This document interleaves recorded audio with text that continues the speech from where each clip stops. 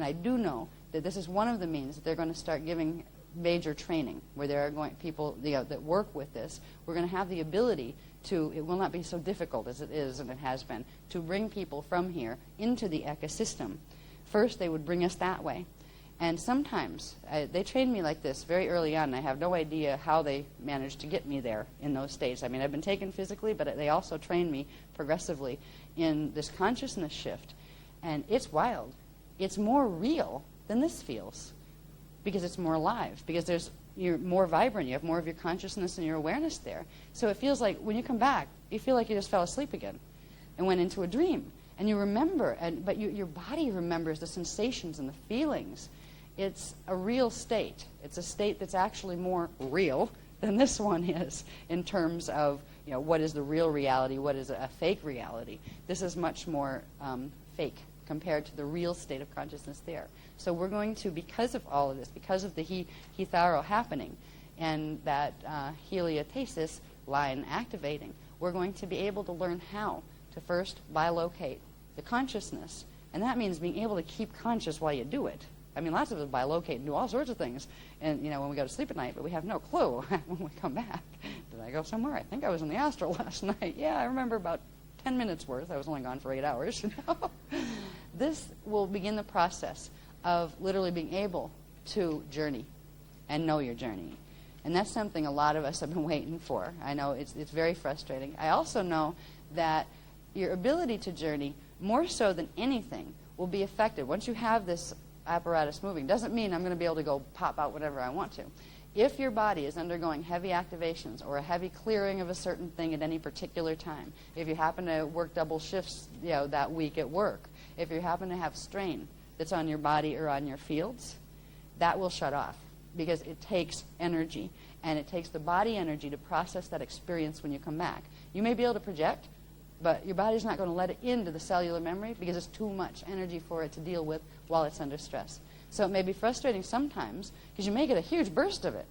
Especially if you're on vacation, you don't have much to do, you can just hang out and you're relaxed, no time, no clocks to watch, that kind of stuff. They're the times when it's more likely to happen, because your body is not under any undue stress. But if you're draining yourself physically, if you're like really tired physically, you're not going to remember a lot of it. But you will still get training. They are giving training at this point, and the training starts in Inner Earth.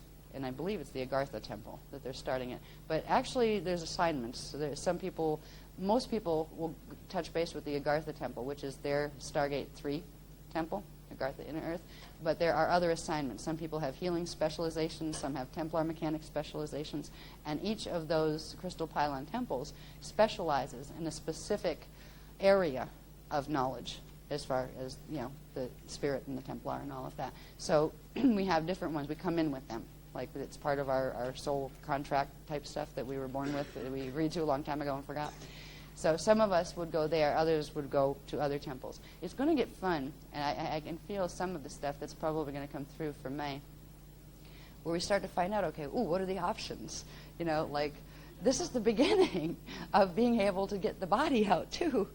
It's also the beginning of being able to heal the body very, very rapidly. And that's what we're going to talk about. I don't know if we'll have time to go into that tonight, or we'll do it in the morning.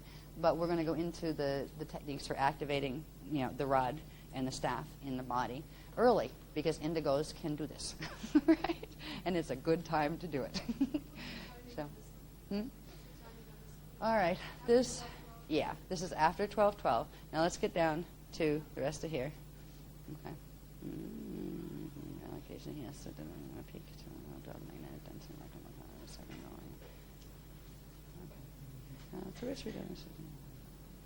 Okay. All right. This is just, let's see. All right. During heat, I'll finish from here. Down, I think of us from here. During Hethalon magnetic peak. Yeah, here, I want to read this. During Hethalon magnetic peak, the heliotasis line will draw the Vecca magnetic density and electrical primal light Merkaba spirals into a second double bivecca Merkaba vehicle in eco-axis alignment, which will merge with the ectoplasmic replica to form the full Akasha Trivecca Merkaba vehicle. So this heliotasis line serves a very important purpose when we get to the Heath Allen purpose, not just where we can go, playing with by location, but it's literally the tube through which you're going to bring that imprint in the eka together with this here. And I saw I saw it in fast motion, because these diagrams are like living, moving, three-dimensional or more things that I watch moving around in light in my head, and I have to freeze frame them. But I've seen, not only do you get the other double biveka Merkaba created by the rest of the spirals coming together, but there's this really strange point, and this is where we need to know more. I know they're going to give us more, not for this workshop, but as we get closer to Heath Allen, where they switch places, where the matter forms here, that's us, right? Switch. And each end up with a set of light and density and light and density. Where before you had light ones up there and density ones down here, you get a pair each. This means, I think, that at least potentially, at least theoretically, according to what they're explaining here, it sounds like to me, that's where, if there's going to be gates open and possible invitations that we can go in physically, that would be when that begins. When they switch places, which means you have a density and light field there and here, which means you can take this one and it becomes that one when you move through the gates. So this is exciting things. I remember I've gone through gates many times in other lifetimes, but I've never done this through Hitharo like this. So I'm learning with you, just so you know. Now we'll get to when this finishes.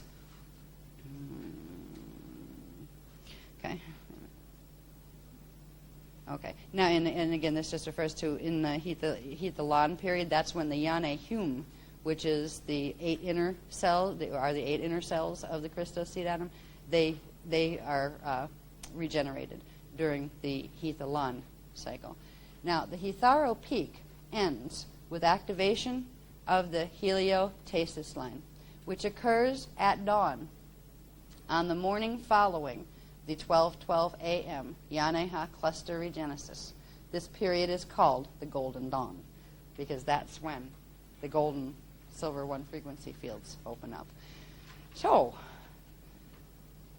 dawn is when that happens, to answer your question, Patricia. So that comes alive in dawn. And after 12:12, this starts waking up, and then that opens at dawn. So I really wonder what that might do to solar flares and things like that. I mean, it would be really interesting to, if you know anybody in the science communities that, might take any of it seriously at all, say, hey, here's where you want to keep an eye on stuff, just to see. Watch magnetic fluctuations. Watch gamma ray scales. Watch infrared scales, those kind of thing. That type of photography that they do for heat and cold imprinting, where they can see the fields. This is a good time to watch, because there may be some rather dramatic results. We may even see things physically.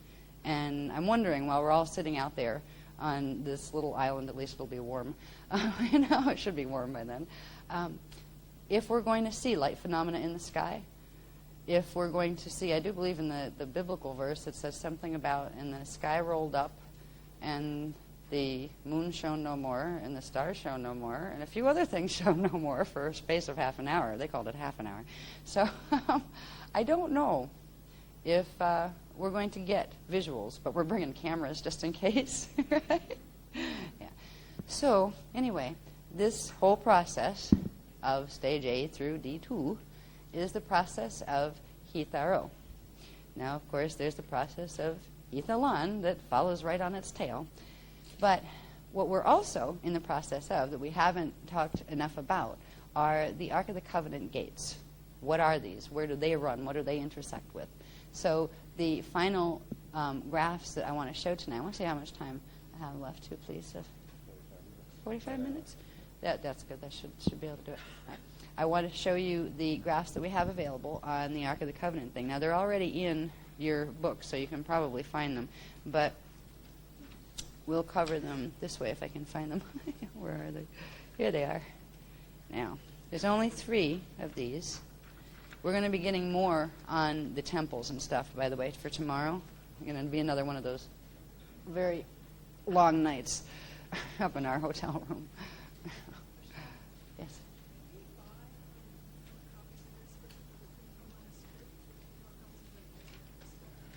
don't know. Who do we talk to about that? I don't even know. I don't know. I only work here. Okay. Oh, all right. Yeah. What As says, when it's fully finished, it'll go on the product list. Like right now, because there's still things that aren't finished in it. Like diagrams that still need typesetting because they have scribbly writing. Yeah, that gets all cleaned up before it gets stuck on the product list. But then you can. Yes.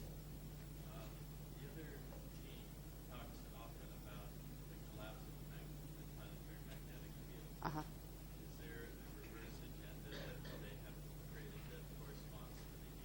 Yes. Yes. In fact, after I explain about this stuff, and probably more tomorrow, is where we're going to get into the Spear of Destiny and what their agenda is. While I had explained, when we go through stage A, where all these frequencies are coming in and splitting the seed atom, they're sending in, that's when their fire sword initiation starts. And what it does is start to drag the fields in a different direction. I have to get more on the specifics. There's a whole bunch of charts that go around. You have to see where their angles are and what they're spinning in what direction. But they're doing the opposite, basically, of what's supposed to be happening naturally. But some of it actually corresponds with they're actually doing the same at certain points. So I wouldn't just say, they're doing exactly the opposite. What I'm trying to figure out is there's this equation that I'm trying to figure out that has to do with virtual fields, which are the actual atomic fields, compared to the actual fields, spin Merkabas, the peripheral fields, which are the radial bodies. There's an interaction that takes place between all of them that comes out to whether something is magnetic or whether it is electrical, and whether it is positive or negative electrical charge. I'm trying to get the formulas down on that because it's different from the particle universe to the antiparticle universe, because then I will be able to say, are the magnetic fields collapsing during Hitharo, or are they collapsing during Hithalan? Because they are collapsing during one of them. And that I'm still at the translation phase on that. So this fits in. Now we have our electrical Merkaba fields collapsing, all right, during this. The electrical Merkaba goes into that trion field envelope.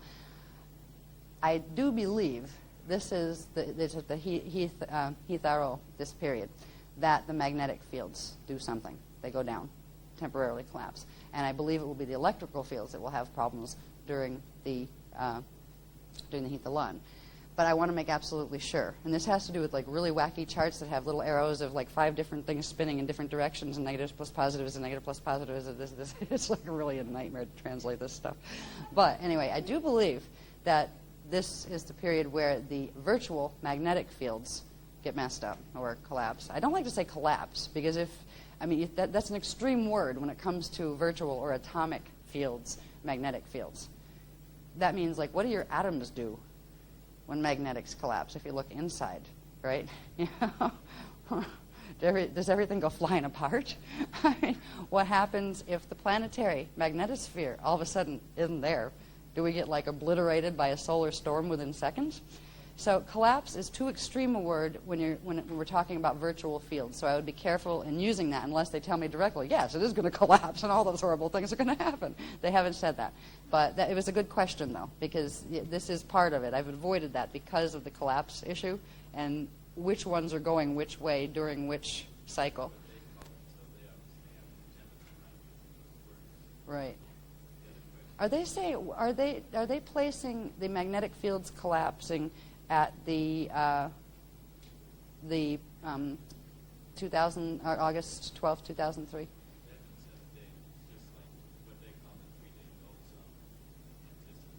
Right.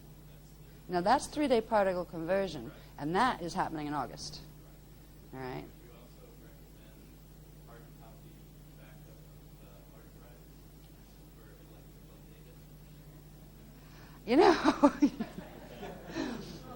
We've had a few conversations about things like, okay, when it comes to virtual fields, of course they're going to do something if all this is going on behind them. What about electrical data in computers? What about basic things like cars working, anything that requires normal electrical function, anything like banks? We haven't got the now's the time to do it, guys, order yet. Now, hopefully, we won't have to, because I think there's a modulation factor that happens with the Hitharo, with the golden fleece field. It may buffer those effects where we don't get electromagnetic collapse here. Because if we do, our society is going to turn into a nut house within 24 hours. Because everybody's going to have no money at all, because it's all going to evaporate off the screens of banks everywhere. That's just one of the little problems. All right? So we haven't been told to, even personally, and if they told us to do something personally, we would let you know. If they said, now it's time to get the stuff out of the bank because it's going to evaporate electronically, they haven't said that. So I do get the feeling that this golden fleece field will modulate the degree of collapse versus not collapse. I think there may be some disruption. And if it is in divine right order that we need to take our money out of banks or to, get things that don't run on electricity at all to function during this period, then they will let us know, and I know they will. And as soon as, if we're ever given that order, just, know that we would pass it on as soon as possible. It'd be on the internet. We'd put it on, as soon as possible. So, anyway, they're good questions, though, because they have been teaching some pieces of this stuff, with very little detail in between, actually. They don't show you what connects with what most of the time. They show you little bits of here, dazzle with a little knowledge here. But there's this whole big thing that they don't give you a lot of detail on. So that was a good question, though. It was one I was going to avoid until I had it answered, specifically because I don't like to guess. Well, I kind of think it's this, but I haven't checked it out where I'm absolutely sure. That's right. Like when I teach any of this stuff, I know it with certainty. I get it. I understand it, and I know it. I don't just believe it. So with that stuff, I have to wait until I get to that place where I believe that's what it's going to be, but I don't know for certain yet. So as far as worrying about magnetic fields collapsing and all of that, it will be modulated, whatever it is, by the golden fleece field. How much, what we do about that, we haven't been given information on it yet, but we will when it's needed. So back to this. I answered that question, though, because it was a good one, and it was one I was tempted to bring up, but then I didn't want to say, I have to leave you in a space where I don't quite know how to answer it, right? So anyway, this is another gate interface map. Let's see where the other words are.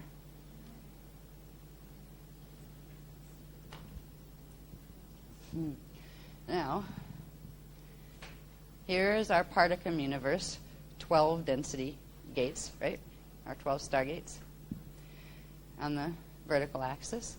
Here, we have the parallel Particum universe, gates running from 1, 2, 3, all the way up to 12. These are the 14s that, where the Merkabah seals are.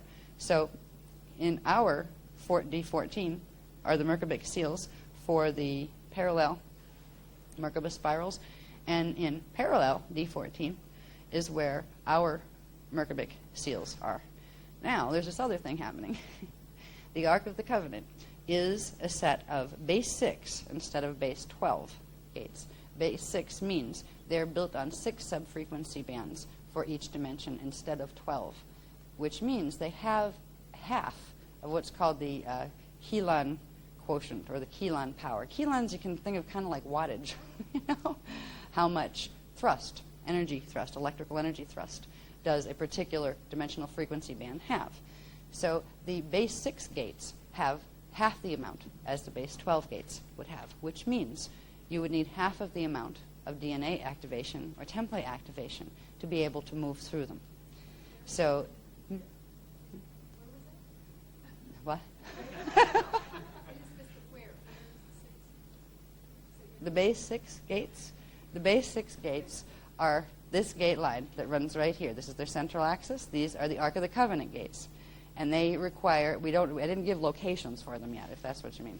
But, yeah, Ark of the Covenant. This is the Ark of the Covenant, what was very vaguely put as the D9 portal passage in the Voyager's books, because it was before we were actually permitted to release any of the data on this. That's why it's the D9 portal passage. That's where that came from. If you look at our system, our gate 9, let me find our gate 9, wait a minute. Our gate 9, right here, right? It's also the interface of parallel gate 9. It's also arc gate 11, all right? So this is the axis running down. So this is why they refer to it as the D9 portal passage. Close enough, right? If you don't want to have to go into the whole thing, and we weren't permitted at that time to go into the whole thing. As far as they were still, when we wrote the Voyagers books the first time, Secrets of Amenti, it was before the War Edict was issued. So there's still lots of information that we had to very carefully present to the Anunnaki councils to see if they approved, because they were so scared we'd release information that exposed them for what they were, and blow the little game they were running. But as long as they were being good, we wouldn't do that. But they did not want this information released at that time, so we gave them a deadline that it would, all right, we won't release it until this year. And this is like if things go well, like if you stay in the agreements and everything works. But we would, it was going to be released, but we couldn't release it originally in there. Now it's being released as part of the everything's being released thing because of the War Edict and because the Anunnaki broke the treaties and all of that. But now at least we get to know the goodies on what the heck is the Ark of the Covenant anyway. Now there's also a gold box that people have fought over for ever since like 9005-58 BC in Atlantis, when it was created to hold two tools, Stargate tools, called also the rod and the staff. They are outer objects, two of them, that serve in a very, let's say, tiny, tiny microcosmic reflective way of the real rod and the staff that's inside. Just like you have an Ark of the Covenant, real Ark of the Covenant passage inside your Cathara grid, and the planet has it, and the Vecca has it. And we have the rod and staff gate alignments within that internal system.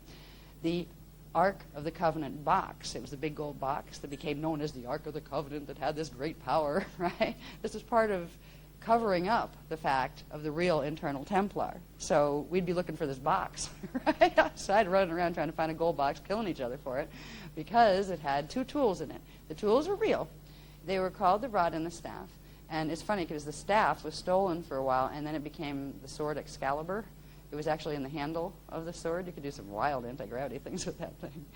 They were given to the guardian races of Earth in order to be able to keep an open relationship with the inner Earth, Eka people, after the fall of Atlantis in 9005-58 BC. That a certain group, there's only two of them, a rod and a staff, and they each work together to do certain functions that would allow you to manually open the gates, because the gates couldn't be opened because we couldn't you couldn't open them with your body because you couldn't run D12 in your body. So these would create a modulation field that could actually allow certain people entrusted with them to open the gates. There was something called the 12 Commandments. Weren't 10, there were 12. And see, in the Bible, they got them all mixed up with the laws. There were laws and there were commandments, and they were two different things. But when they edited the Bible and put it together as the Bible that we know today, they took out the whole thing about the real 12 commandments, and they called the commandments, and they took out two. I wonder who wrote that part. I could guess. It's base 10, right? Yeah, that's usually the draconian signature. But the 12 commandments were actually the song tones and the symbol projections, the stands, that you needed to use. And it's actually a song when you do it all together. We don't have it yet, but I imagine we're probably going to get it, because it's the same thing that opens the inner Ark of the Covenant, but it also opened the box. They had a force field on this big gold box. The big gold box was a big gold box lined with lead. The real one was lined with lead. There's a couple decoys running around buried in different places too. Yeah, the Hebrews had a lot to do with that. And so did the Palladians. But it was lined with lead because the Stargate tools were radioactive, and they would give off, people get sick and get poisoned by them. They were quite powerful compared to what was left on Earth after the deluge of Atlantis, after all the big technologies went down the tubes and they took out the big crystal generators and all of that. These were like little tiny crystal generators that you could still cause a lot of trouble with. One of the things that were done with them when they got stolen by a certain group were parting the Red Sea. The rod was used for that. It was a little device. You know the story about parting the Red Sea? Who did that, Moses? Yeah. Well, he had a little help. It's a device. It can do anti-gravity stuff and all sorts of things. And that was one of the little tricks. They were also used to inscribe tablets at certain points where they worked like, the rod worked like a laser. where you could use it, for cutting and all sorts of things. It could also be used for healing, for very advanced, very rapid healing, all sorts of things. So there are 2 physical tools and a gold box lined with lead that they are stuck in. Actually, I believe they're cemented in a hole right now. Yeah, they're in Ireland. Everybody's looking for them. They're over in Africa, and they're, in Jerusalem, and they're trying to figure out, where they are. They're not over there. But they're going to find a couple decoys eventually, probably, but they won't have the tools in them. So the real rod and the staff are the ones that are alive inside your body. And when you have the inside ones, you don't need the outside ones.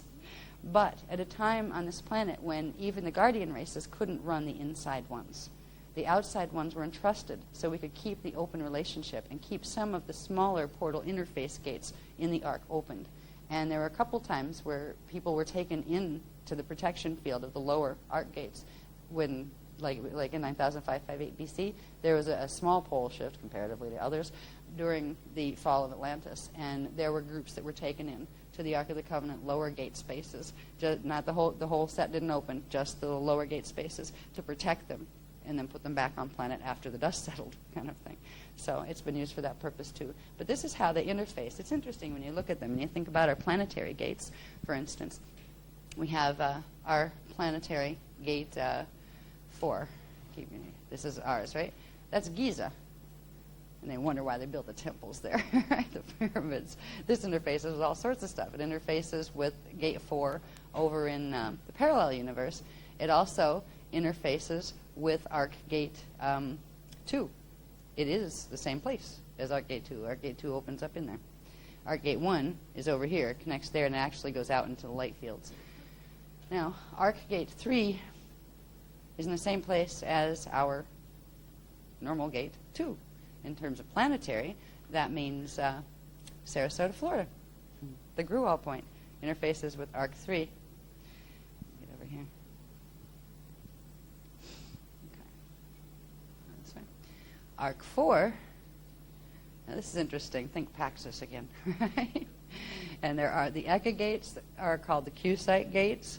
They connect with the regular gates that would have, these are the regular gates, but Q7 would open up here too. Here you have Ark Gate 4 and our Gate 7, right?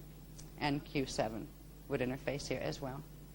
Now, the Q-site gates, which are the anchoring points of the actual Eka gates that are the base 12 gates, as they come down and anchor into our planetary grids and into our universe, they anchor in the same number area, like they're in a different physical location on the planet than our gate with the same number, but they interact the same number. Q7 would interact with A4 just like Gate 7 interacts with A4. So if you could look at it that way. Now, A5 would be here. Here's our Gate 5, and here's parallel Gate 5. And that's Peru. That's Machu Picchu, Peru. And when we get A6 and A7, these are interesting. A6 interfaces with our Gate 3, and that's on the planetary level is Bermuda. A7 interfaces with Gate 10 and Q10, right? Gate 10 is Iran on the planetary level. Q10 is Iraq. Yeah, they're after oil. Sure they are. A8 interfaces, it's like literally between parallel 8 and our Gate 8. Arc 9 interfaces with parallel 11. Now, the 11-2 gates, any of the 11-2 gates, they control the parameters of the trion field. When they activate, the trion field can open to blend with the rheon field for flame body activation. So the 11 and 2 gates are very important. Now here you have parallel 11 interfaces with arc 9. Our gate 11 interfaces with arc 10. And arc 11 interfaces with gate 9 and parallel 9. And arc 12 is over here. Now, our gate 11 is England, Milk Hill in England. Remember, these interface with the Q sites with the same number as well. Q11 is here. It's in Ireland. It's Ireland's Eye, the island that's across the water there that some of us can see out our windows. This interface is here with Arc 10. Now, there's another grouping that I'm going to show you the next level that shows something very interesting. We're going to get even more on this tomorrow, but this is as far as they've gotten with the graphs on this, or even telling me anything about it. It's this one. Now, in a minute, could you read that thing once, please, honey? Could you read that thing for me, wherever it is, the written part of the gentle giant? Yeah, that one sheet. I don't know where it got to, though. It's probably in there. Now, just in a minute, I just want to explain this. Now, there's a lot more coming on understanding this. Because in all the stuff they told us about Hitharo, they didn't say anything about the 3 pillars of heaven. Yeah, where do these fit in this process is my question. And by tomorrow I will know. But what they are,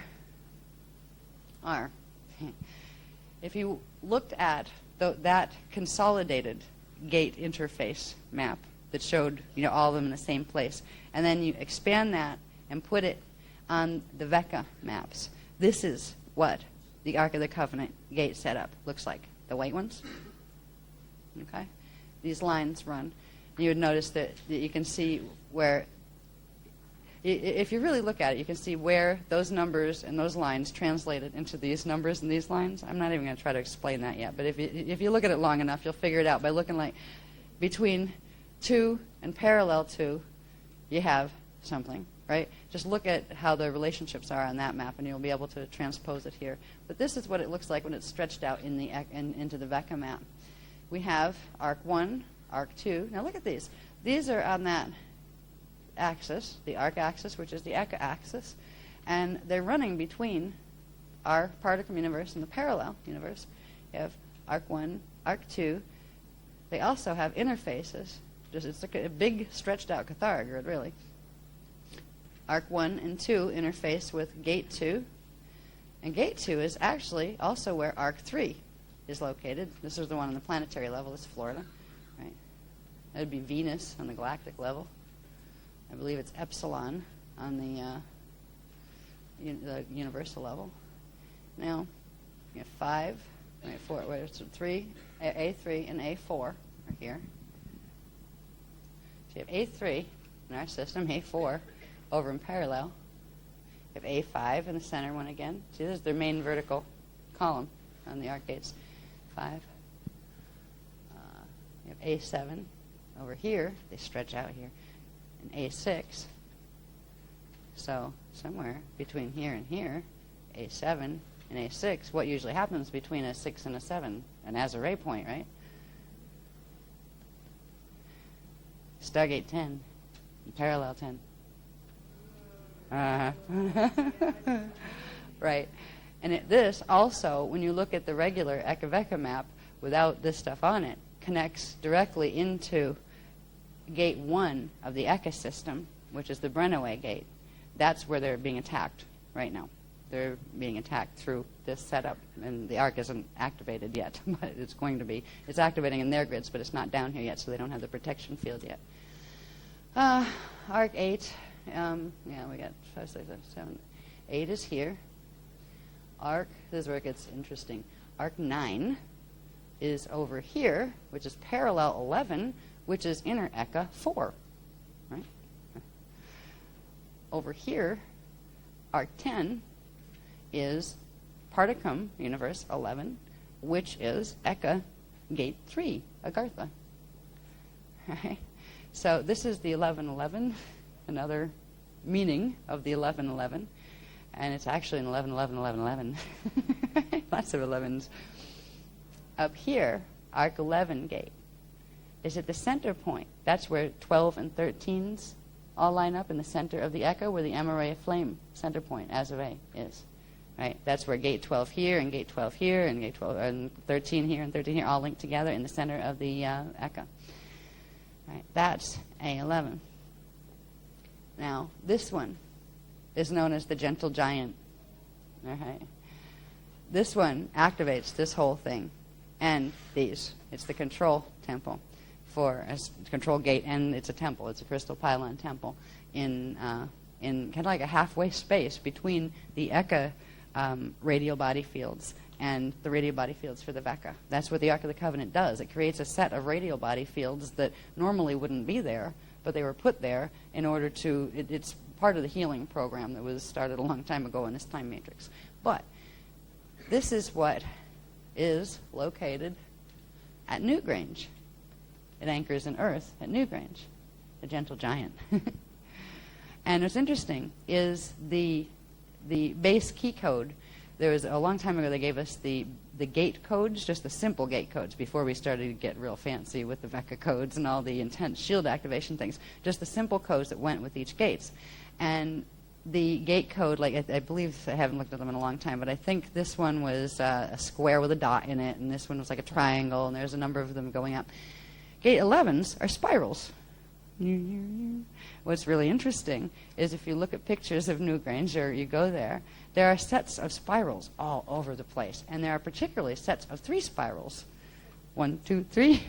That's what they represent. All right? It's part of the ancient knowledge. I mean, this was known in Atlantis. This stuff was pretty common knowledge. Common people didn't have, like people that didn't study this particularly, didn't have huge knowledge of it. But they knew about it, and they knew they existed, and they knew that people liked that kind of stuff, studied it, and knew how to work the Templar and stuff. They did other things. Right? But it was knowledge that was available to most people. It was knowledge that was highly abused by the Leviathan races and the fallen angelic races who were progressively invading, because they used the knowledge of the Templar to try to take over these temples, to try to take over the entire ecosystem. And they had some little bits of success here and there, like when they, in the fall of Brennaway in 208,216 BC, when the Drac races got partial control of Eka Gate 1 and literally severed it from its natural configuration as Gate 1, and they renamed it Tellus. This is the thing that's opening up in Mount Shasta. They have a big gate there. Yeah, that goes to the Drac version of the Eka Gate 1 that they stole part of, which is floating around somewhere down in this area. Right?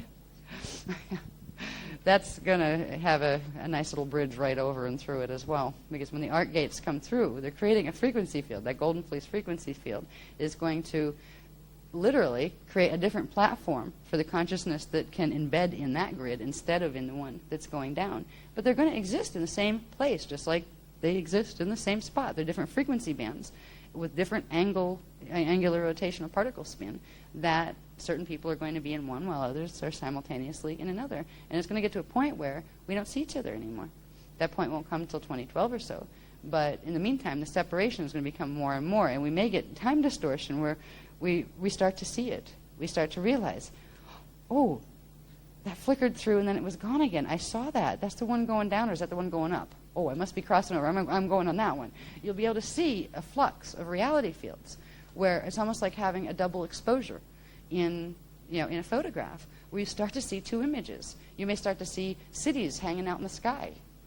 Like all of a sudden the clouds, wait a minute, how do the clouds do that? They, all of a sudden the clouds look like a city in the sky, and sometimes they do, sometimes they are.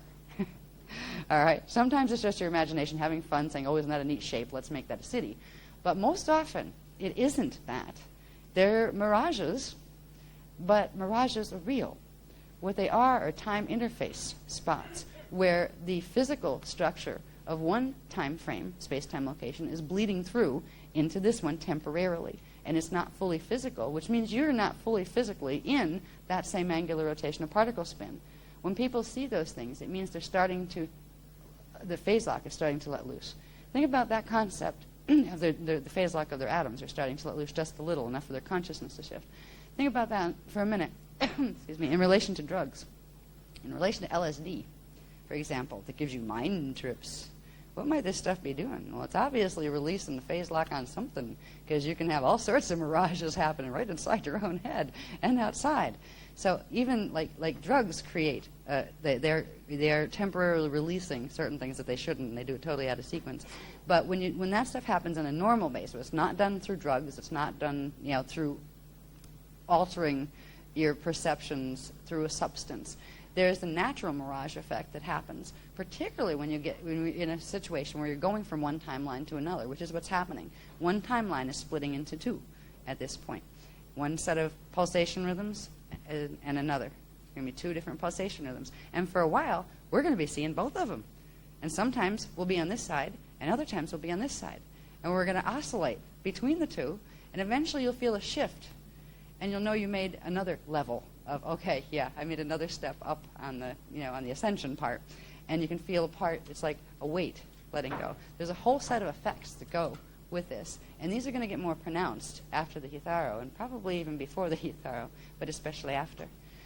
So these are the temples. They're going to give me more information tonight on what we're doing with them, because there's a major healing that is going to come through the activations that are happening in the grids that we're facilitating their anchoring, but they're going to happen with or without us.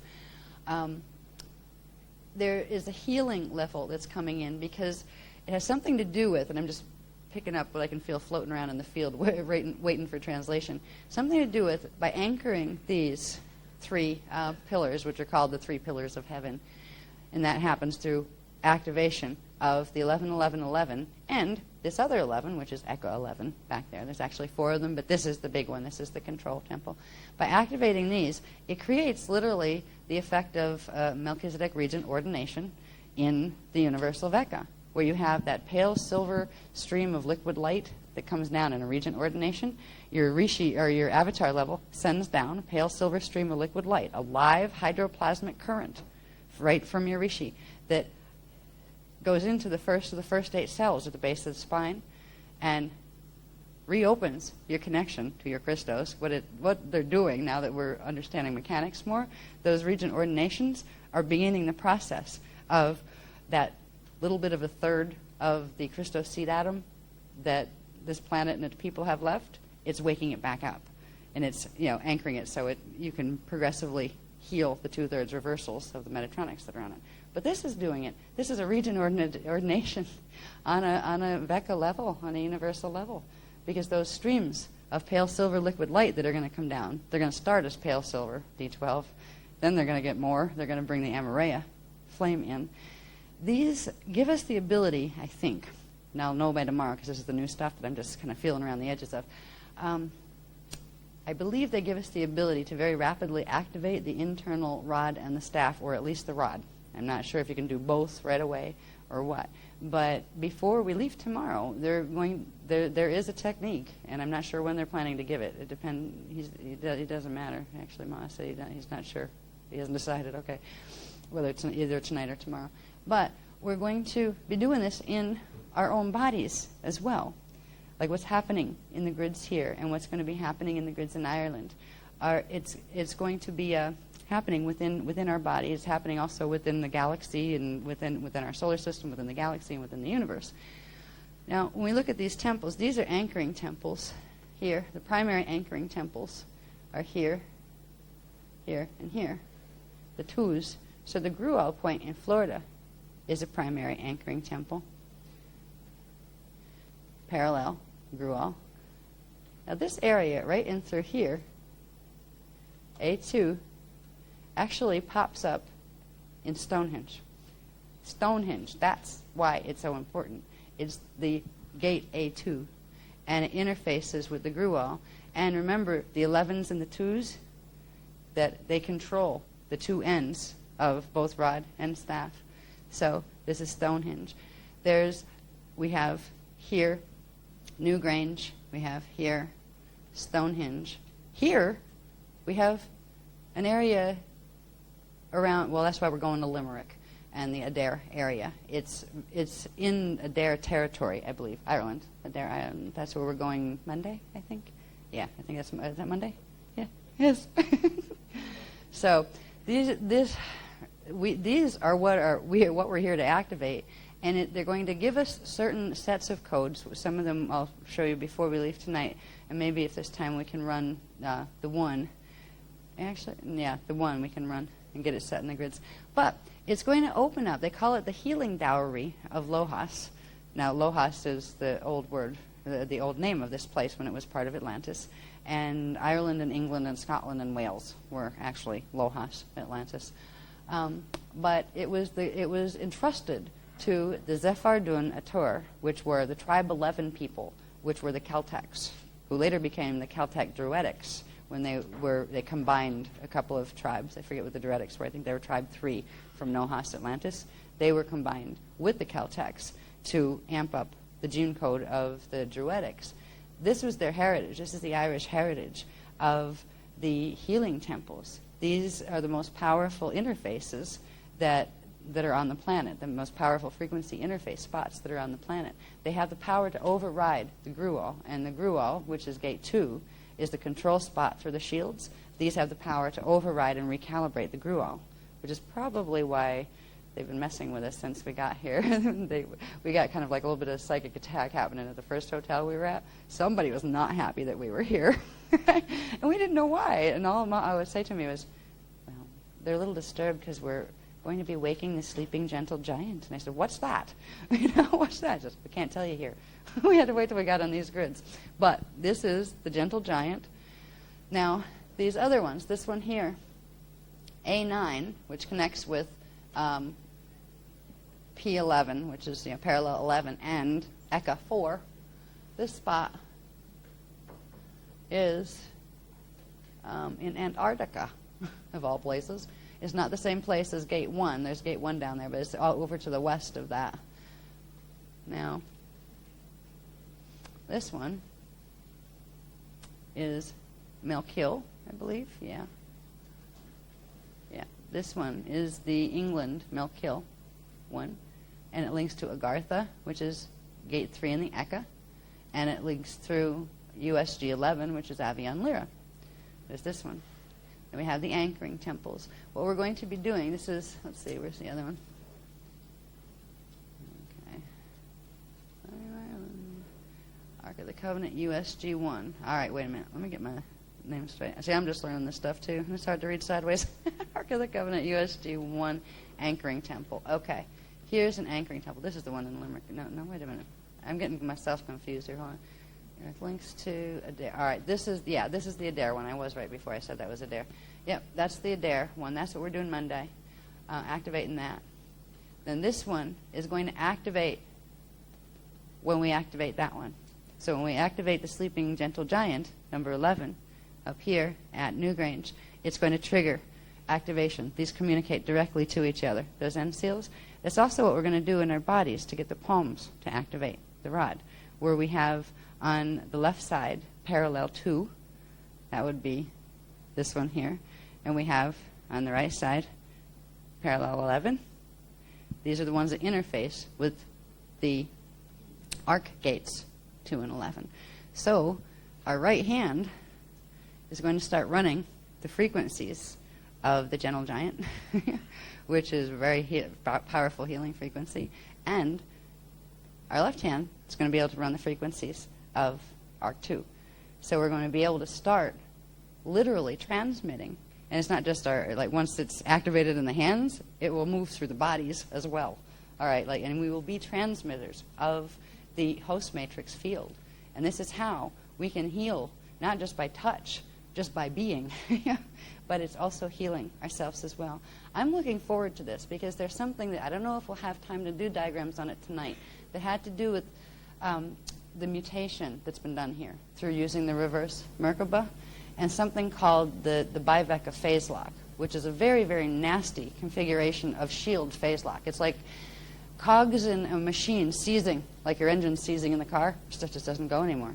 This is what that reverse Merkaba does, and 2/3 of our Merkabas have been doing that for a long time. It creates down here in the D2, D1 area a phase locked set of shields that the more you try to bring frequency in, the more it compounds and phase locks.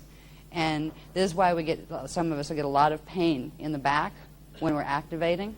And I used to get back labor when I was time to deliver babies because I have 3 kids. You swear it was coming out my tailbone because here was the pain. I get it now. So our mornings when I wake up and you swear I'm 90 years old because it takes me an hour and a half before I can walk right because the pain, I've been activating and the pain in the spine. It's this little nasty, and I see it as a little bivecca, but a twisted little bivecca that holds on to itself and doesn't let the energy run the right way. I do believe, and I hope by tomorrow they will let us know more about it. If there's time to show you the graphs on how that twisted little bivecca works with the Merkabah's reverse, I'll do them. But if not, I do believe that the healing codes they're going to begin to give us to activate this within ourselves is powerful enough that it can release this. And for a lot of us, it would be a release of a really huge, huge burden. This is the stuff that kicks up cancer in people when they hit a certain level of activation. This is the stuff that creates problems with the metabolic rate, either accreting too much frequency or not enough. Can't too fat, too skinny, all of that stuff. Too much energy, not enough energy. This has been messing with the core metabolic rate and atomic structure. It has also been changing the number of protons to electrons that we're actually supposed to have. What science sees right now when they look under microscopes are mutations. They're thinking the mutation is the way atoms are supposed to look. They're not quite supposed to look like they do. There are things called positrons that float around places that aren't supposed to be here. They're spinning in the wrong direction. They belong over on the other side. They belong in parallel. But they're spinning here. Why? Because the reverse Merkaba brings them through. That's why. All right? So there's a lot to this. And with the activation of these healing temples, this frequency begins the process of setting that right. We can set it right within our bodies, but this frequency is activating with or without us on the planet. If it open the grids to this frequency, as long as it's safe to do so. But if we weren't here to open the security seals, these frequencies that come through and just literally blow back to demanifestation anything that wasn't of the Christos imprint. So we have the ability, anyway, to begin holding these frequencies in our body. And I'm looking forward to what that can do, because I'm really tired of crawling out of bed in the morning and literally just being able to sit in a chair. Fortunately, my brain works so I can do diagrams, but I can't do much else. And I'm not that old. I'm not even 40 in my body yet. Acting like I'm 90. So we're going to do this, and I'm going to learn more about this by tomorrow. There's a lot more that they're going to give, I think, on the Gentle Giant. Tomorrow we're also going to get into a bit more on the Spear of Destiny and all of that, and what those guys are up to, and if there's time, on what they're going to be experiencing as far as what their Merkabahs are going to do and that kind of thing. If there's time, we'll do that. If not, it'll come out eventually. Maybe it'll be added to this, when we get home or something. But what's most important is getting us the knowledge we need to do the right thing and not worry too much about who's doing the wrong thing, because it's not our job to make them wrong or right. Let them be. That's what we do. Now, I want to show you one more. I'm not going to get into this one heavily. This one had my mind twisted totally. I don't like math. And if you can appreciate the fact that I don't like math very much, where is that other graph, honey? Honey, where'd the other one go? Where's the other one? Here. Oh, here it is. Here it is. This one. I'm just going to just briefly go over this. You can read it to yourself. I'm not going to read the whole thing. And I'm not even going to try to explain it. It was hard enough getting the words out to explain it that far. What this is basically showing is an accretion level gate count, basically how many kilons of thrust per gate, right? What accretion level that would be. Now see, when you match up gate accretion levels and thrust levels to DNA template accretion levels and thrust levels, you find out what gates you can go through and what gates you can't. Because if you go through a gate that has too much frequency more than your template can hold, it blows your template, which means it sends you back to space dust very, very quickly. And then you have to start all over, reaccreting in the planetary grids. So I found it very interesting. I remember when they're giving this to me, I'm going, do we have to do this now? I mean, this level of detail? Can't we just say, yeah, this thing exists and, it's there? They said, you'll need it later. Well, I don't know why, but they wanted us to see this now. Maybe to get across the point that if they're giving us this level, something must be up. Why would they be giving us it's almost like the coordinates to the gates. They've given us the maps already. They've told us where the places are located on Earth. They've told us what we need in our DNA. Now they're giving us the matchups, the DNA matchups. The only thing we don't know how to do is tell what exactly is my accretion level, right? That's where you work with the the Beta Hoover scan more and more and more until you get a feel for it. But this is just another piece of the detail that goes with this. You can read this one on your own. I had a hard enough time translating it the first time. But this over here shows something. Now, these numbers, if you look at this, this set of gates here, these would be the normal base 12 gates, like our Particum universe gates. A 2 accretion level would be equal to 2-strand activation. A 5 accretion level would be 5-strand activation. But these are base 12 strands. Okay? We have a base 4 mutation on this planet, which means our strands, we might have 4 activated, but they carry much less frequency Keelan kick than a normal base 12 strand would. So over here is the translation chart. As far as the accretion levels, it shows, like, for example, strand 4 in the base 4 mutation has, what does this come out to? What are these? Oh, they're Ks, okay. It has a 16 Keelan thrust quotient and a 1.32 accretion level. If you take 4, strand 4 would normally have 48 Keelan thrust and a 4 accretion level. Huge difference in the amount of frequency. And if you think you have 12 strands, this is why we always said that if you think you have all 12 strands activated, cut it in half, just to be on the safe side. Why? Because if your ego runs amok with how much you think you have in your activation levels, and you even attempt to go through a gate or do a procedure, which we don't have procedures yet that can do this, but at some point we will be given mechanics of manifestation procedures that you need to be very humble in yourself and go on the side of safety, where the accretion levels are so different. You start playing with a power that's over here and you only have a template that's down here, you're going to get hurt. If you go through a gate like that, you're going to blow up. I think they may be teaching us some of this now, because there may be at some point a potentiality that it could get a little rough at certain times, and there may be certain teams that are going to be trained to take certain people in to the Ark of the Covenant for a while and bring them back out once it's safe again. I have a feeling that might be why they're introducing it now, so it doesn't seem totally strange and far out when that time, if that time comes. So this is just another piece of the puzzle. What time are we on?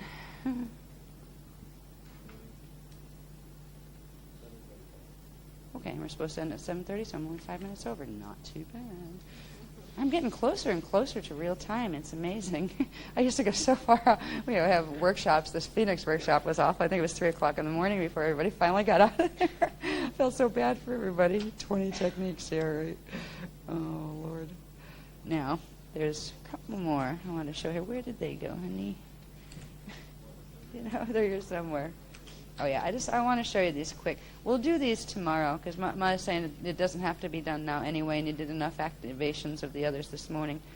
But the first code we're going to work with is this one. This was given to us over Christmas, and they just told us it's an old Lemurian healing code. Yeah, right? This is the activation codes that you saw in the grids, the 1111 Chris code. This is part of it, right? This is like one stage. Then, this is the new one. That the next stage of this. These are like multi-level activations of these stanzas. The next one is this one. Now, this is the one of the first ones to activate the rod and the staff internally through that Chris, the 1111 Chris pattern. It has the rod and the staff gate alignments, those by Vecca alignments. All right, so we're going to do those. There's also a code. They don't have it here. It's upstairs. I have to get a transparency made, I think. It's called the Ora Menu. That is the, what is it, number 12, Vecca 12. Yeah, it's Vecca code 12, which is the key code to solids, elemental solids. All right, which means the solid things that manifest into atoms and molecules and things. And we had before had been given the, what was his name, the Thunemenu. That was the elemental code, key code for liquids. So we're getting into some very interesting things here. But what we're going to do here, first of all, tomorrow, are begin the activations on the rod and the staff using the 1111 Christ code and its second amplification stance, that one and the one before it. And it's like this one has to be entered first, or this one won't activate. So they're very particular, mathematical sequences, just like as if you were working a combination lock, a digital combination lock. You forget the first one, it's not even going to register the second one. It'll register the second one as the first one and do nothing, right? So we're going to be doing those tomorrow. I think he's going to save the healing thing for tomorrow, the spontaneous one. He's going to give me more. He said it's going to be too complicated, and it's going to, that space I have to go into to let them run, like, let the frequency run, where I can just have my consciousness there so I can narrate right off the plates, that really burns my frequencies out in my body. I usually get heavy swelling in my knees and my legs, and my back goes crazy for a while and stuff. And because we're doing Regent ordinations tomorrow, and we need a lot of strength for the work that's going to be done with the gentle giant there. He doesn't want me to run it live. They're going to give it to us in writing. So, yeah, that was just it. He said he was feeling me out to see where my frequencies were, but they're doing a bio block on this one. In other words, no, you don't need to go into that frequency. See, every time you go into higher frequency space, it's taxing to the body, the physical body, because the body's not used to running that frequency. You can find that if you work on translating, or even like focusing inside on a meditation and trying to keep yourself conscious, that actually can make you more tired than as if you jogged 3 miles. You can feel absolutely exhausted by sitting and doing nothing if you're running frequency. And it's something that it's worth paying attention to, because you can hurt yourself. And we tend to say, geez, I didn't do anything today. There's no reason why I should feel this way. Well, whether you should or not, honor it. If you feel tired and drained, there's something happening with frequency. As we're going through all these activations, the planet, the universe, the galaxy, our bodies, the elemental kingdom, everything here, there are going to be times when we just feel drained for no apparent reason. And that's okay. If you need to sleep for no apparent reason, let yourself try to make room in your life for that kindness to yourself. Because you're doing stuff right now that you have no idea what you're doing, how big it is, how important it is. No wonder you're tired. You just don't remember why yet. Trust it. All right? I've been complaining this whole time. I am so tired. I walked into this whole thing like a week ago. We were tired, and then they gave us the graphs. We were more tired. Then we had to come up, and do the workshops. Of course, we were more tired. Now we have to go do the grid work, right?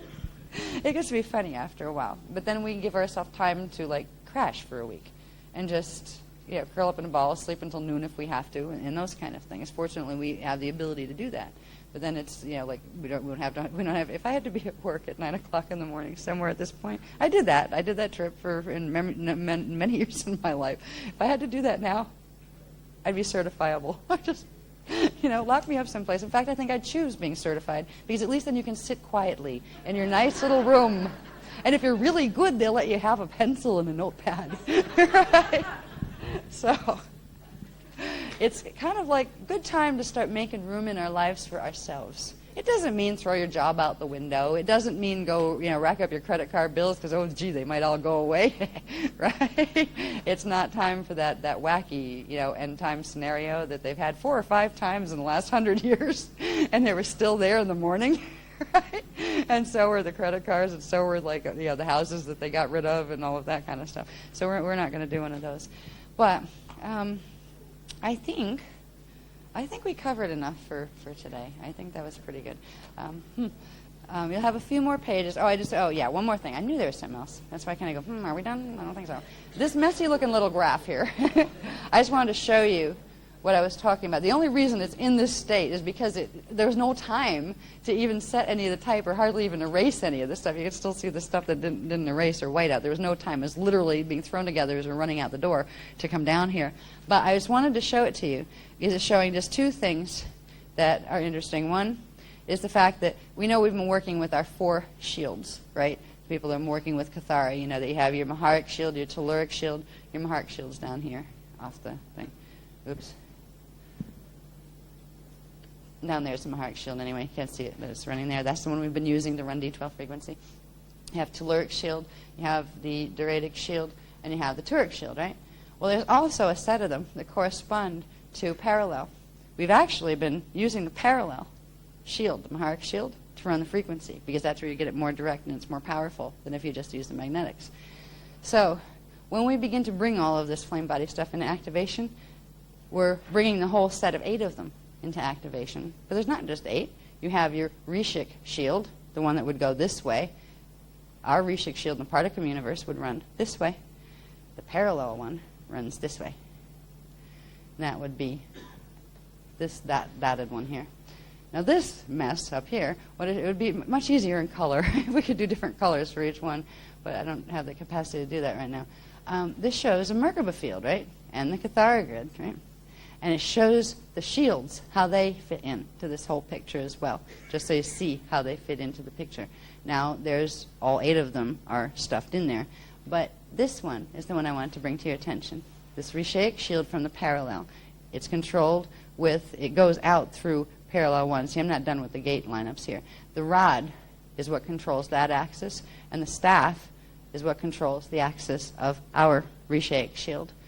There's going to be a point where we bring them together into the same axis, and that will put us into double biveka Merkaba and those kind of things. But for now, what we're going to do is learn how to activate the rod, because the rod, and they're going to, at some point, show us how to use it as a steering wheel for the Merkaba. But first, you have to get it activated, where in the palms hold the rod gates, right? Once they're activated in the palms.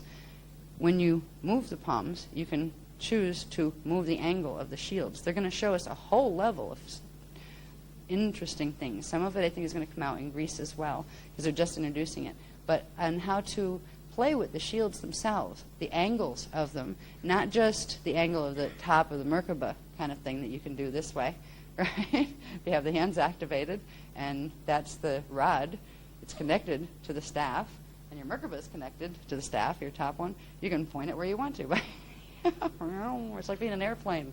That's what it made me feel like the energy movement.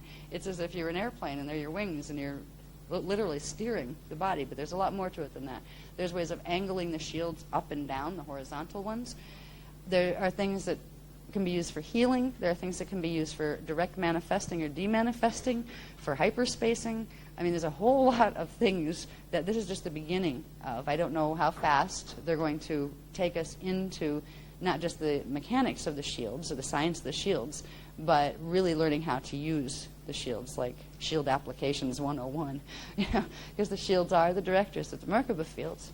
And I just wanted you to see that. So when we're activating tomorrow, when we begin the process of activating the rod in the body, to realize it's opening these palm centers, and they come through where the palm chakras are, but they widen the palm chakras. If you start having any weird dreams where you feel like your palms are on fire, I mean, literally, where you feel this energy moving through them, and you almost are afraid to wake up and look because you think you have stigmata. Right? You're afraid to look. You could tell it burned so much. You knew it was really there in the astral state. You're almost afraid to wake up and go, yeah. But again, you won't have stigmata if you're doing it right. That stuff comes from the reversals, and they mess up the atomic structure more as they come through, the frequencies come through. So, anyway, these are the new parts of ourselves we're going to learn how to play with.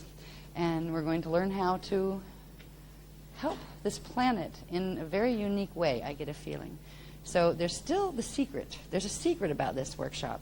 And it's so secret we don't know it either. We'll know it tomorrow, sometime tomorrow. We'll also have the technique on paper tomorrow that they're talking about as far as the activating the rod. And I don't know if they're going to get into activating the staff at the same time. They might. I'm not sure. That 1111 code, I think, would apply to that, because it should do both 11s. And you have an 11 over in this hand, but you also have the 11 up here on your own Cathara grid.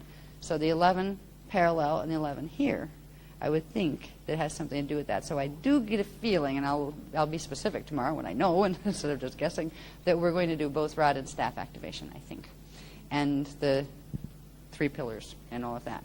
And how they all fit together, I will have more of an idea by tomorrow, after a very long night with the computer, and a lot of people up there who know a lot more than I do. So I hope you've had a good day with us. I hope you find the information interesting. Thank you. And I hope you have a good evening. I wish I could. I wanted to do this stuff too. The Akasha tie, as far as we both know, hasn't happened in what you might call living memory. This is really new. And we're working with, for the very first time, something called heliothalic energy. And that means that we're going to be running in direct connection with the Eka world light frequencies. All right, all of these, if you want to think of them and their relationship to a family, they are of the Eka world's light frequencies, and they're referred to as this word that I can barely pronounce, heliothalic. All right, I hope we don't have to say that too many times today. What a joke. So, the Rajna flame body initiation and activation, which is what we're about to begin, involves the induction of these 4 codes. There is a 5th one, which I apologize. It was all Kevin's fault anyway. I got the main code done, but because it's a nesting code, in other words, there are 2 separate codes that are brought together and they make a nest, all right? We have to induce that nested code, but in order to talk to you about it a little bit and show you about it, we have to separate them into the 2 separate codes. So I drew it as one, but I haven't completed the separation of them into 2, and we couldn't get that done in time. So we will do the induction of that code, and you will have copies of it anyway, and a copy of the technique to do the induction yourselves anyhow, before we finish today. So you'll have what you need. All right? No short change in here, guys. All right. Now, this initiation activation opens the Rajna point, which exists in the lower pineal area. And the process of doing this on a within-without, above-below basis releases the locks on the 11-11, 12-12, 13-13, and opens the inner and the outer gates, 11-11, 12-12, and 13. All right? The process of doing that, as I've already said, activates or brings together the 4 control temples. Okay? Ator A, over there, is a smaller temple, but it is the main control site.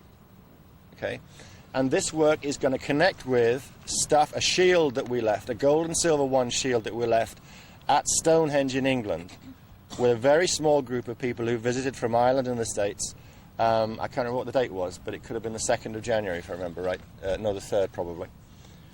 And then that leaves us with the visit to Castle Matrix Monday, Tuesday, which is the Zephadun. And then the final flourish was at Newgrange on Wednesday, for those of you who can come. And oh, by the way, do those that are making different flight arrangements realize that we can only get 30 people in, and it's going to be a lottery for who can go into the main site? Do you all know that? So really, you know, if you go through changing your flights and you draw the short straw and you don't get to go in, I hope you're mature enough to handle it, because you're choosing it this way. All right? We can't do anything about how many people can go into Newgrange. I mean, that's just a flat fact. We can't change it. Everyone else can stand around the outside. Yeah, they can stand around the outside. There will be something to do. But, you know, I feel for anybody who might have a difficulty handling the disappointment of going through the cost and the hassle of reorganising their flights, only to find that they draw a short straw.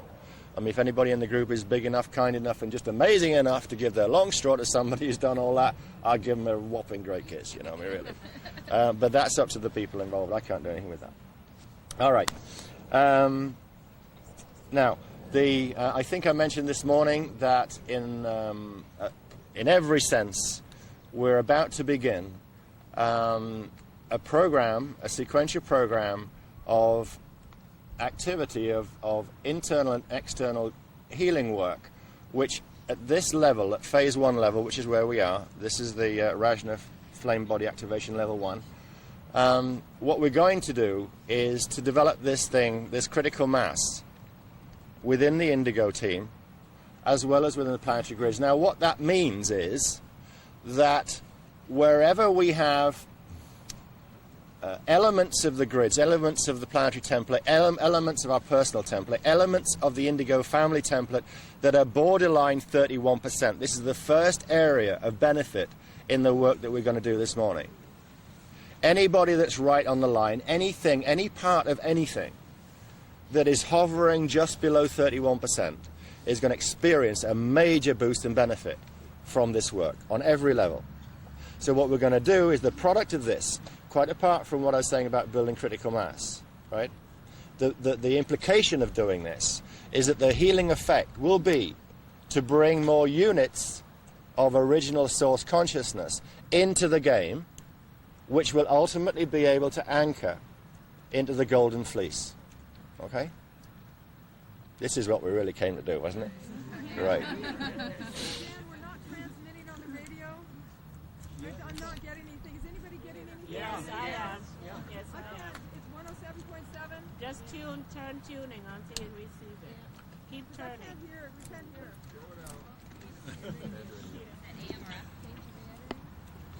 All right. One final piece of information, because I get all terribly whimsical and amused, because I almost got sucked into the Metatronic crap like many of you did years ago.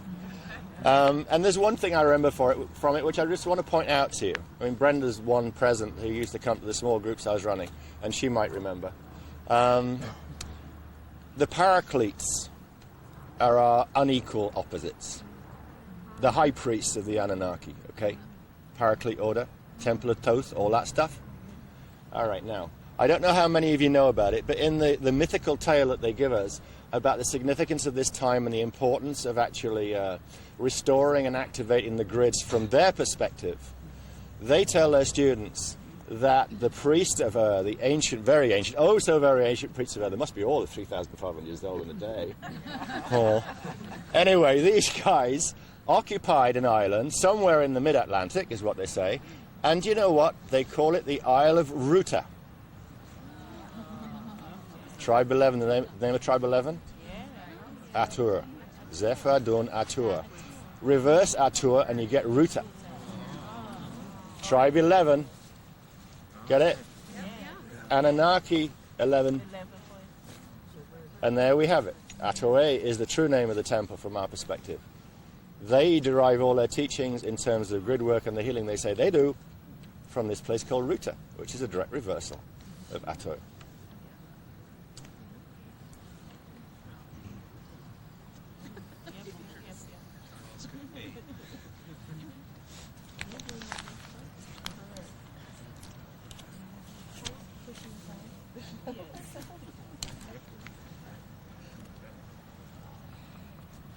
Okay. You will need to have available your MUA code. That's this one. The MUA healing code.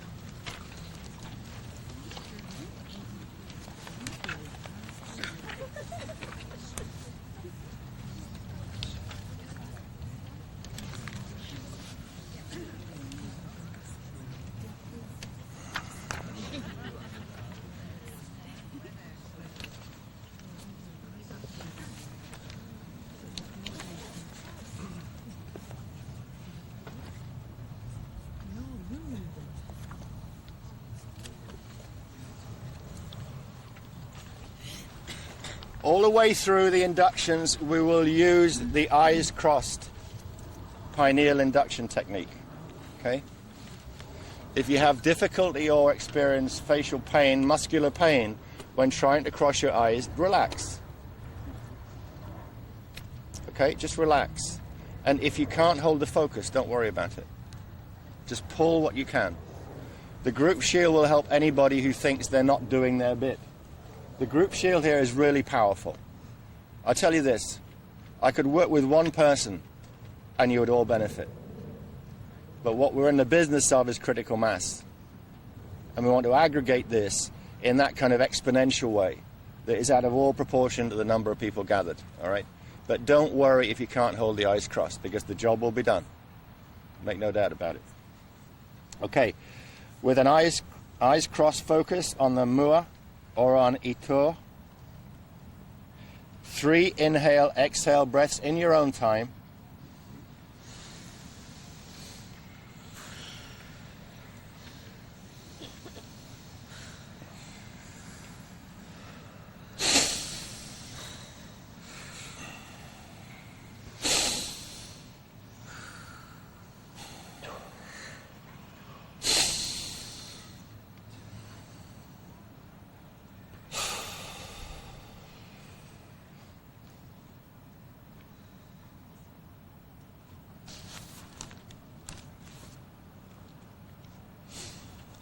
Now place this. I wasn't ready for this. Place the symbol code on the ground in front of you, face down.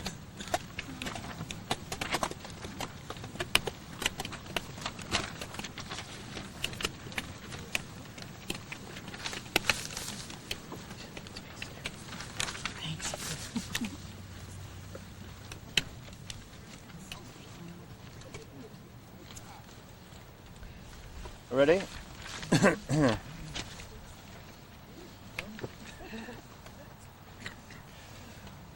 I'll tell you what to do and then we'll do the breathing, okay? Inhale, Maharic, Amareya, pale silver, emerald green current up from Earth's core to the Iumbi, just below the navel, and then, and then on the out breath, breathe the encoded Maharic, Amareya breath into the Iumbi point. Through the palms? Pardon me? No, you're going to do internal breathing, all right? Now look, you've actually induced the code, you've optically induced the code, right? Draw the breath and then push it, as I'm describing it, into the Iumbi from inside of yourself. All right, you can put your hand, just put your hand flat on the paper that has the code on it. So inhale, pale silver, emerald green frequency up from Earth's core to the Iumbi, and exhale the encoded breath into the Iumbi.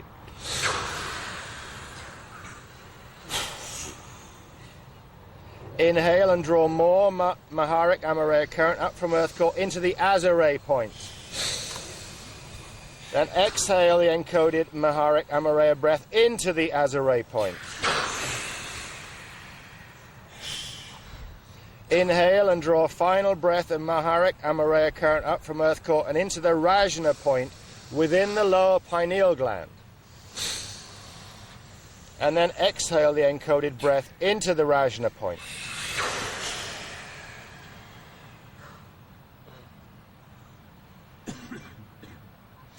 Now the next is a 2-point Biveka breath. You're going to draw a stream of Maharic Amareya current, that's silver, emerald green, up from Earth core, while simultaneously drawing a stream of pale yellow, gold, silver, gold and silver 1 current down from chakra 14, 36 inches above the head, bringing the 2 currents together, joining at the Azure on the top of the in-breath, okay?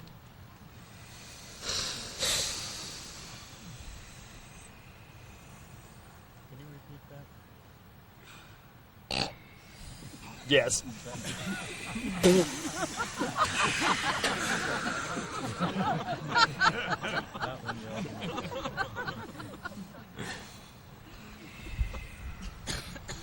Okay, there's no harm in doing this twice anyway.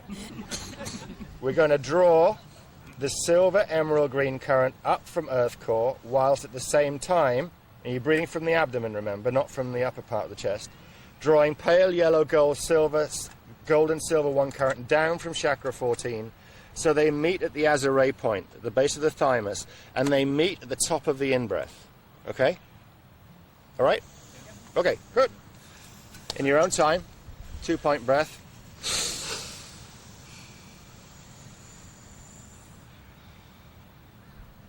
And then exhale the breath into the Azure point, intending that the Biveka current enters the core of the Christic seed atom in the Azure.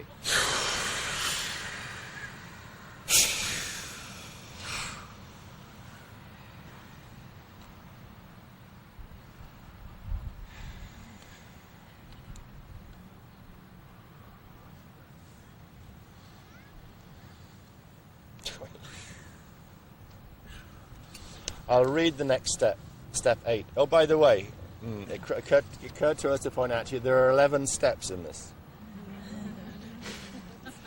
I'll read this because this is something we haven't done before. All right, I'll read it a couple of times so everybody's comfortable, because this is tri-point breathing.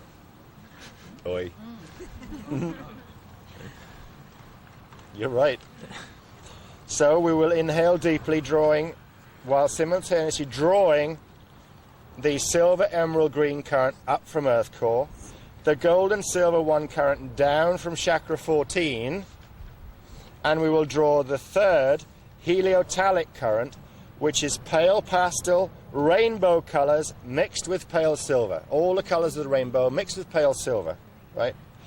Down from the Eka axis, upper Boy, that word. Heliotasis line that runs diagonally through the azare, extending upward through signet 6 and out over the right shoulder. That's Cathara point 6. Where does it start from? Out in front. Didn't get that at all. It goes from here.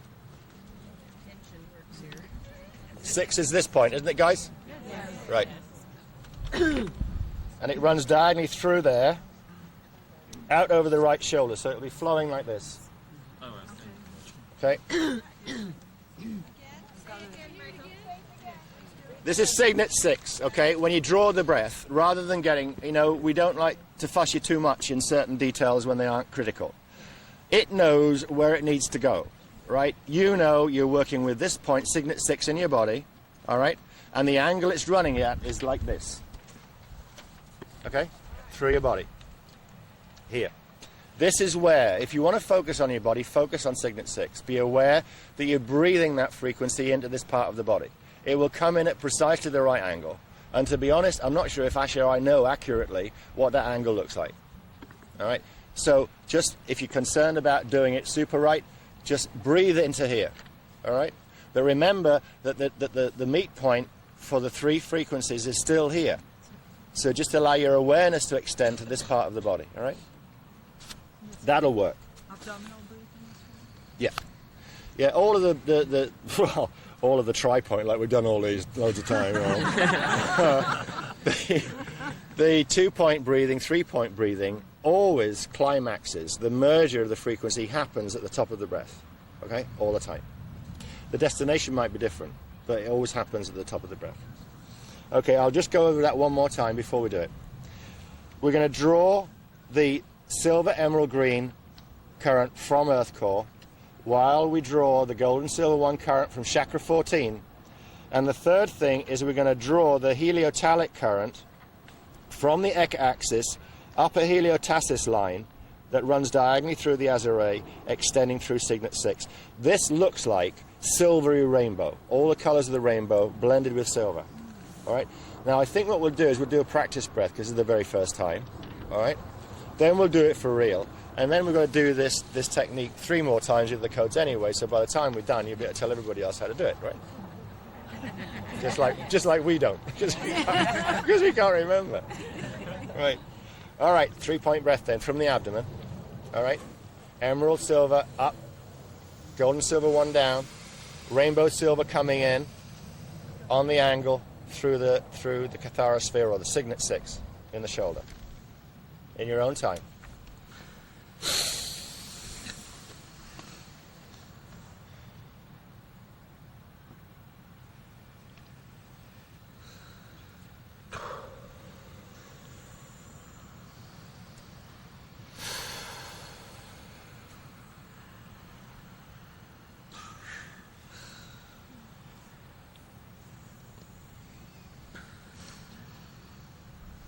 Okay. Now, before we do it, I should tell you where this is going to go. The process of this tri-point breath forms a heliotalic spark of light within the crystal seed atom in the azare. You will pause just to build the charge and intensity of this breath before you let it go. Or just a couple of seconds is all you need to do. But just hold on the top as you bring the frequencies together. And then on the out breath, when you let it go, very forcefully too, all right, exhale the heliotalic spark from the crystal seed atom azare directly into the tiny seed crystal seal at the core of the heart chakra. Okay? So you'll be breathing into the seal at the center of the bow tie in the heart chakra position. All right? So that's all of it for this breath, both the in and the out now. And we'll do it for real. All right? So in your own time, silver emerald up from earth core, gold and silver 1 down from above, rainbow mixed with silver into the azare meeting point, but with an expanded awareness of sphere 6 in the right shoulder. Then breathe into the seed crystal seal at the center of the heart chakra. Off we go.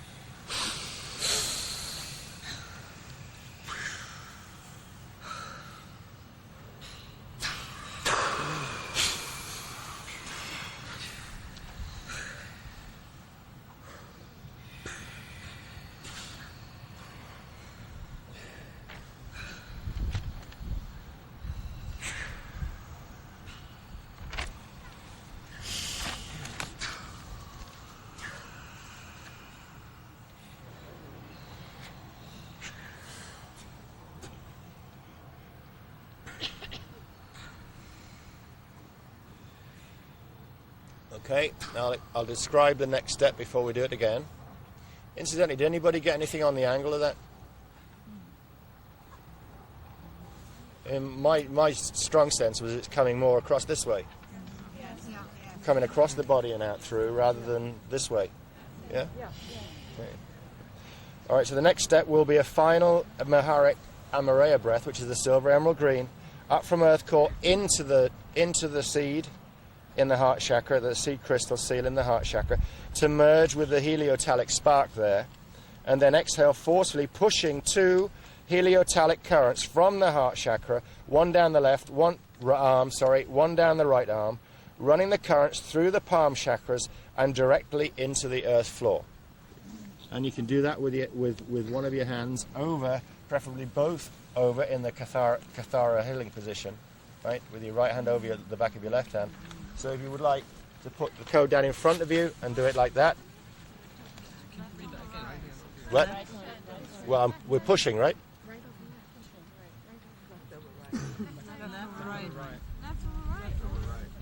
I don't agree. I'm sorry. Is it right over? Yeah. Well, I'm moved to do it this way. I don't know. We'll ask Ash later. You know, if I'm embarrassed, I'll stand on my head at front of class. I don't care. You know, but this is the way that I'm moved to do this. You know, I'm sorry if it contradicts all the experts at Kathara, because I'm not. You know, do it the way you move to do it. That's the principle, okay? You know, I'm just a learner here, Gil. Just like you and the rest of us. All right. What? Yeah, I mean, don't follow me. Just do what you want, you know.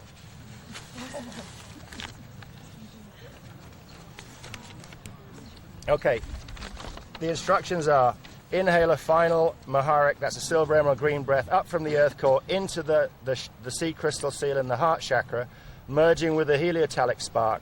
Then exhale, forcefully pushing the 2 heliotalic currents from the heart chakra down each arm, through the palm chakras, and directly into the earth floor.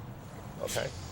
And you can do that with your hands on the code, and whichever you move to do, right over left, left over right. All I will say to you is that when I'm working with Ash privately in healing, and I want to blow frequency through her fields, I always hold my hands in this position, and she's still alive, so I guess that's okay. Right. Ready to breathe?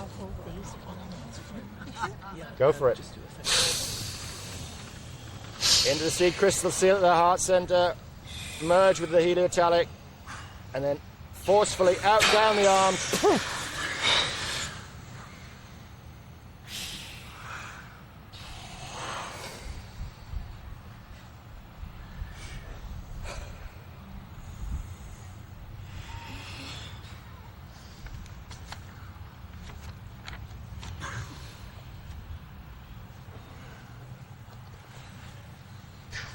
Inhale and exhale gently with your eyes closed, running the heliotalic current into the earth until you can sense or feel a backflow current being sent upward from your feet and base chakra. Once the backflow current completes, the chosen code is temporarily activated within your shields. So just spend a little time now breathing gently until you can feel the backflow upward from your feet and from your base chakra.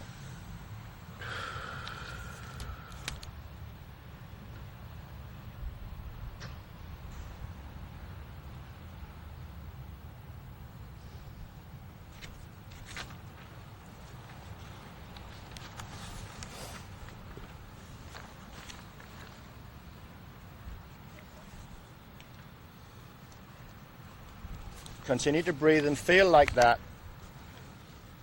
And then tone the command for this code. You can pick your code, you can pick your paper up and read from it. And just very quietly, just audibly, but very quietly, just recite the command 3 times. Continue to make contact with one of your hands on the grass.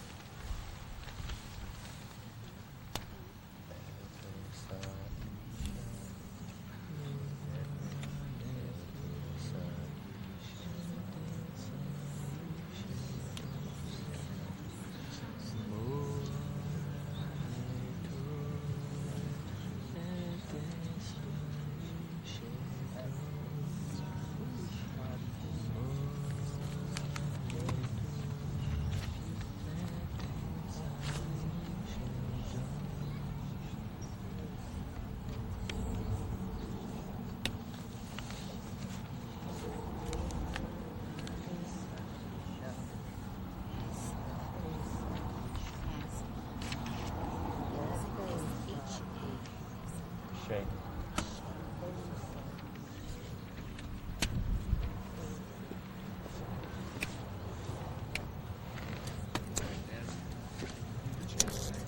On to the first of the release codes. This is the 1111 Zephadun Atare.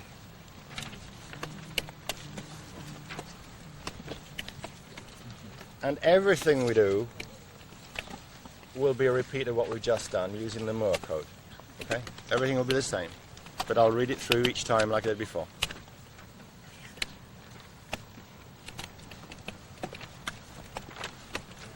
So you'll begin by doing the cross-eye induction. 3 inhale, exhale breaths. Can you you're able to do this? Good.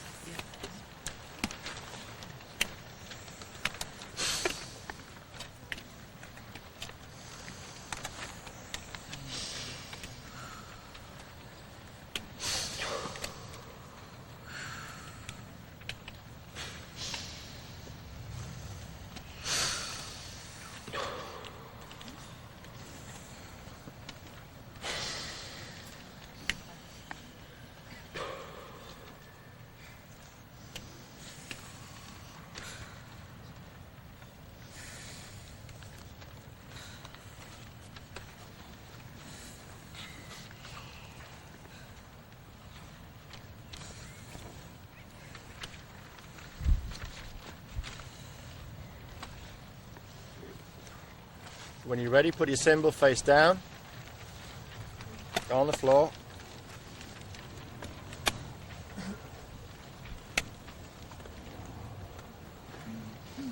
Inhale Maharik, Amareya, Pale Silver, Emerald, Green Current up from Earth's core into the Iumbi. And exhale the encoded Maharik, Amareya breath into the Iumbi.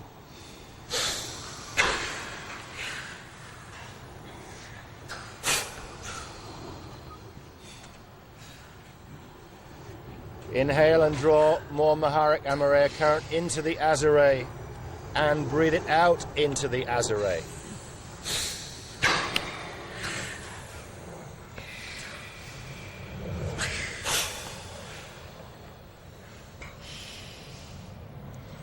Then finally, breathe more Maharik Amareya current up into the Rajna center in the lower pineal and breathe the frequency into the Rajna center in the lower pineal.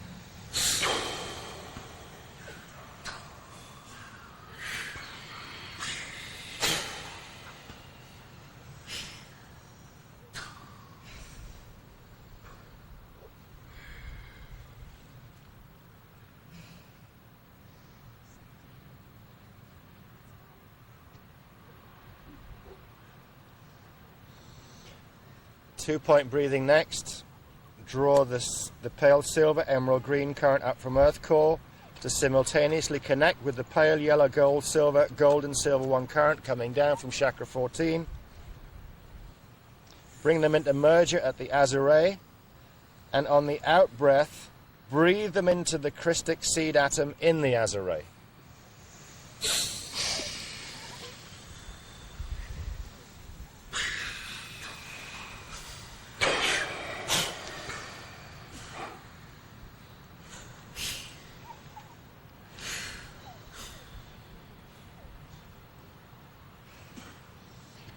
The 3-point breath, just to remind you, is the pale silver, emerald green up from earth core, gold and silver 1 breath coming down from chakra 14, and the 3rd heliotalic current, which is the rainbow mixed with pale silver, down from the Eka axis.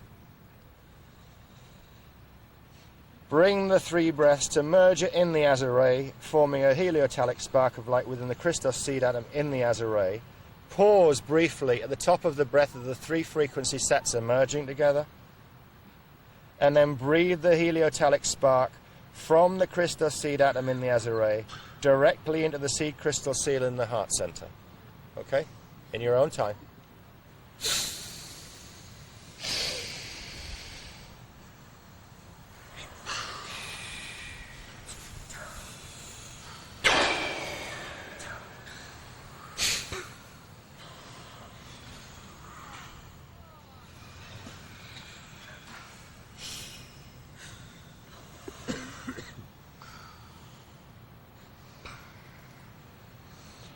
Inhale a final Maharic Amaraya breath up from earth core into the heart chakra, seed crystal seal, to merge with the heliotalic spark. And exhale, forcefully pushing the 2 heliotalic currents from the heart chakra down each arm into the palms and directly into the earth floor. Through the symbol code if you wish.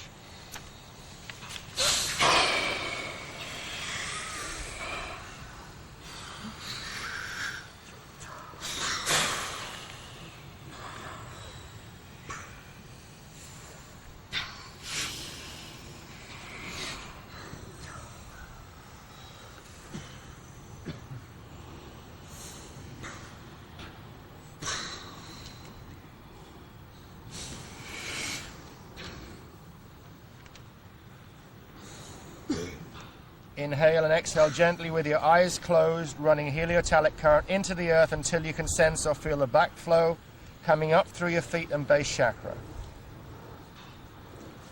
Just breathe in a relaxed, gentle way, breathing the frequencies and the code into the grids until you can feel a little bit of resistance coming back to you.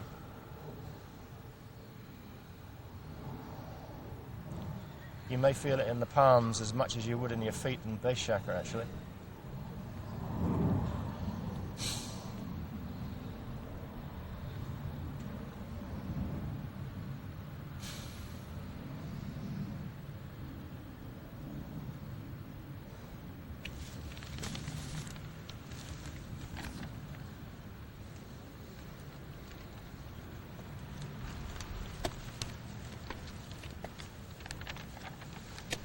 Before you finish, just gently under your breath, tone the name of the 1111 code, Zephyr Dun Atare. Zephyr Dun. Yeah, just quietly, just quietly.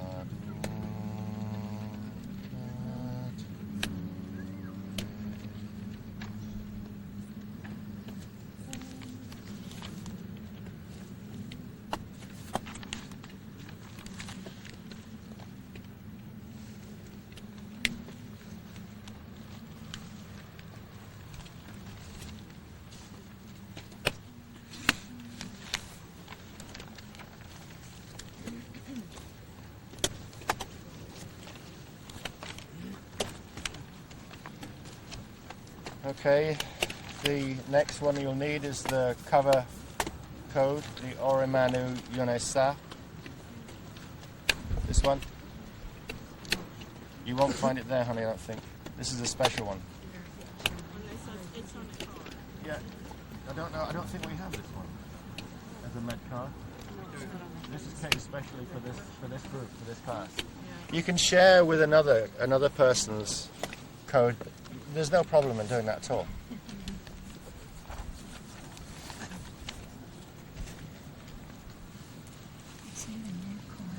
Darling?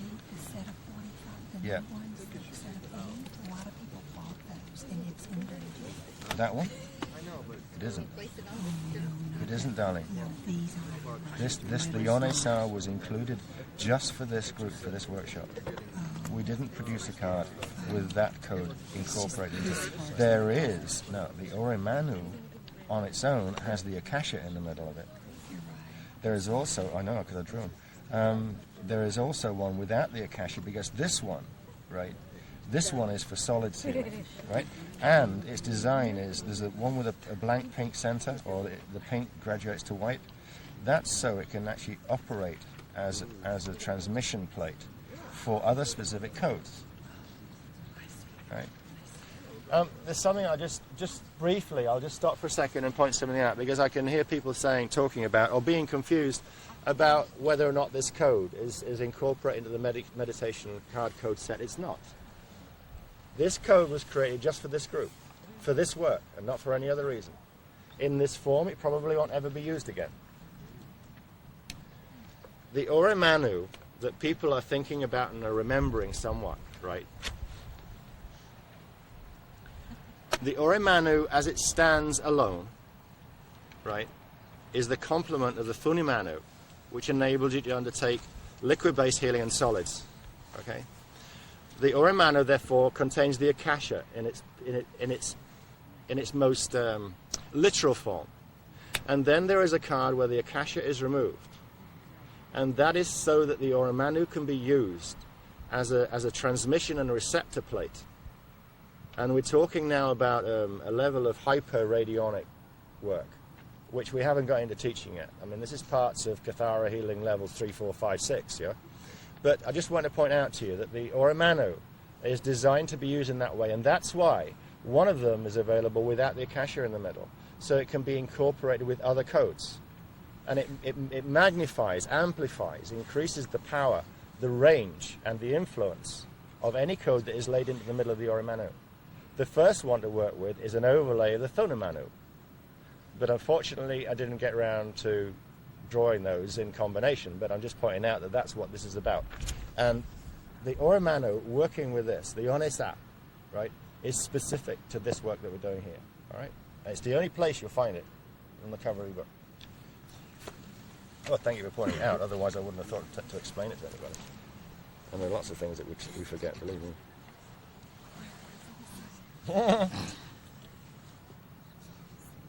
It's called being brain dead. Okay, eyes crossed. Optical pineal induction on the Ore Manu Yanesa. 3 inhale, exhale breaths.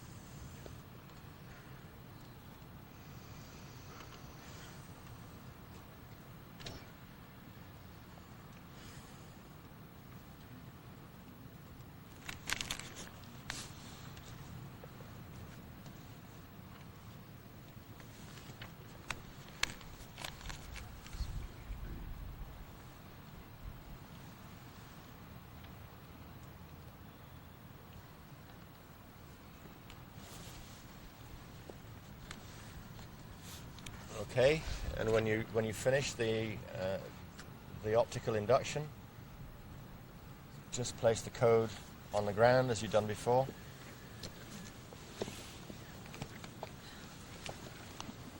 Again, inhale Maharic Amareya Pearl Silver Emerald Green Current up from Earth's core to the Iombi, just below the navel, and exhale the encoded Maharic Amareya breath into the Iombi.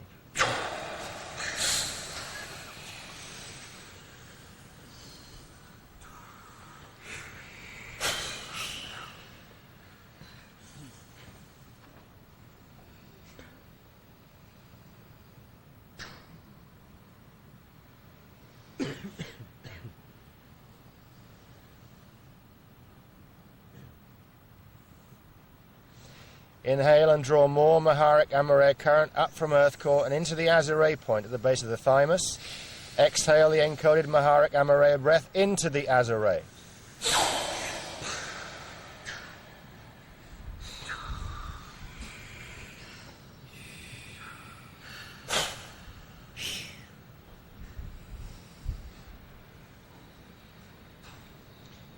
Inhale and draw a final breath of Maharic Amareya current up from Earth core and into the Rajna point in the lower pineal gland. Then exhale the encoded breath into the Rajna point.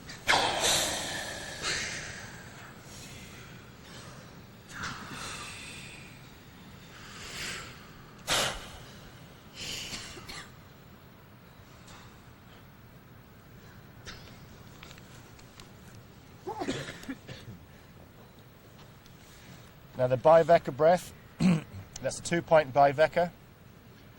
Inhale, drawing a stream of Maharic Amareya current from earth core while simultaneously drawing gold and silver 1 current from chakra 14, 36 inches above your head, bringing the 2 currents together in the Azure. Pause briefly, then exhale the Biveka into the Azure point, intending that the Biveka enters the core of the Christic seed atom in the Azure.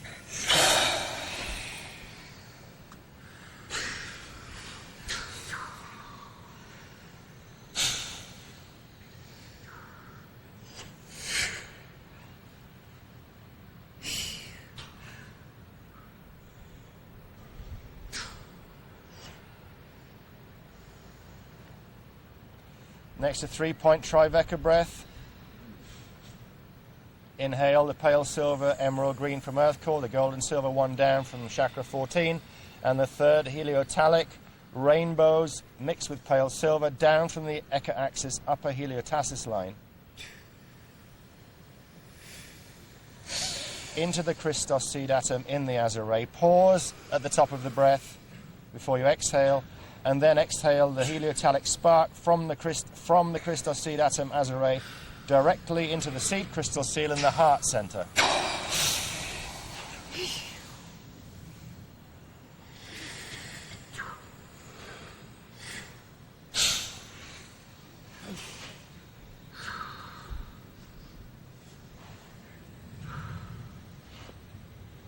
Inhale a final pale silver emerald green breath up from earth core into the heart chakra seed crystal seal to merge with the heliotalic spark, and exhale forcefully, pushing the 2 heliotalic currents from the heart chakra down each arm, through the palms and into the earth floor.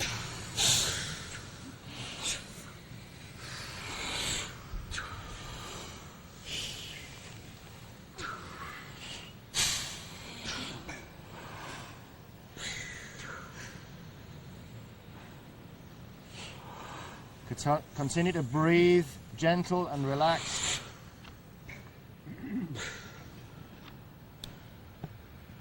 Waiting to sense the backflow in either the palms, the feet chakras, or in the base chakra.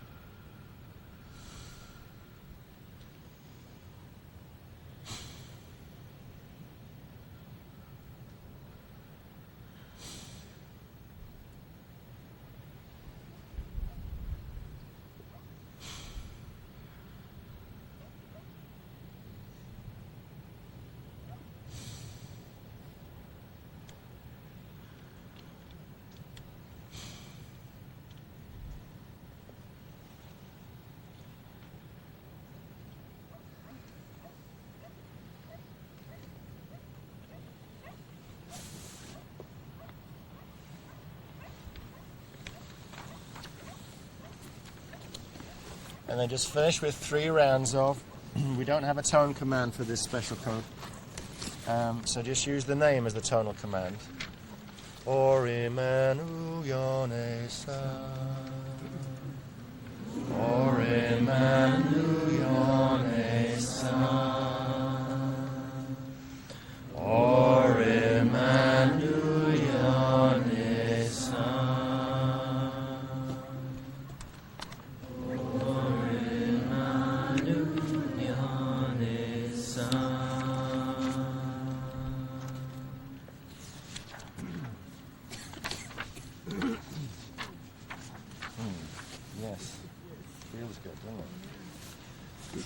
And now for the 4th of the 5, and this will be the final code for this morning because the 5th isn't finished.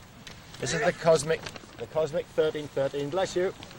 The cosmic 1313 stands the Quanta Rue, which opens the heliotasis line to the Eka.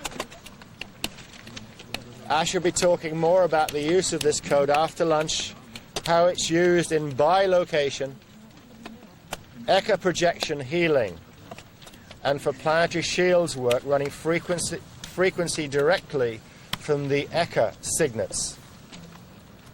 They're the signet points in the Eka Cathara grid, okay? Now, if you look at your copies at the bottom of the page, you'll find that they've given us quite a meaty little tone command to play with, all right? Which we will use at the end. And I suggest that if you do go down to the water's edge or any of the water, just to finish with the flourish, use this tone command for everything. You don't have to go through the code separately again now, because they're in your fields. You just go there with the intention of completing everything that you need to do and run them. And I suggest you just recite this 3 more times if you go down by the water or anything like that, all right? That'll be enough, quite enough. So, we begin as we have done before. Cross-eye, optical, pineal induction of the Quattro Rue.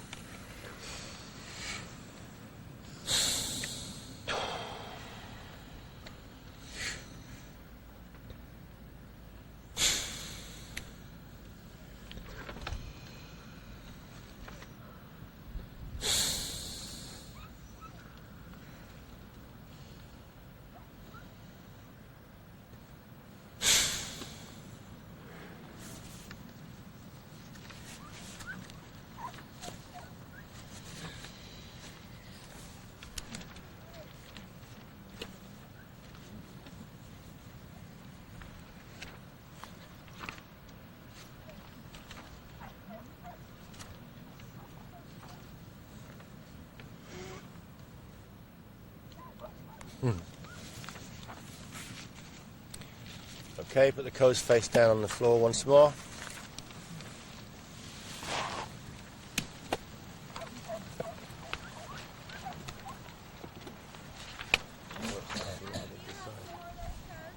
Pardon, darling? You got a spare for us? Good man. Sorry? Fraz has got some. I need one. Yeah, back there. Over here, also. Back here. That's a neat move. This way we get to discover how many people slept in this morning, right? See you after school.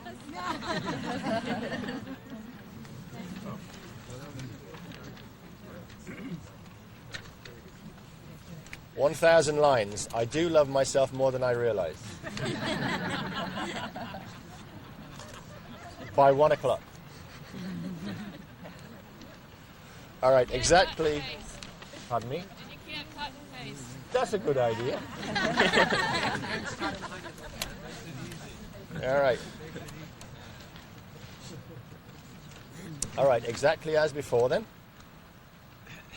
Codes face down. Inhale the pale silver emerald green frequency up from Earth's core into the umbi just below the navel. Exhale the encoded Maharic Amareya breath into the Iombi point.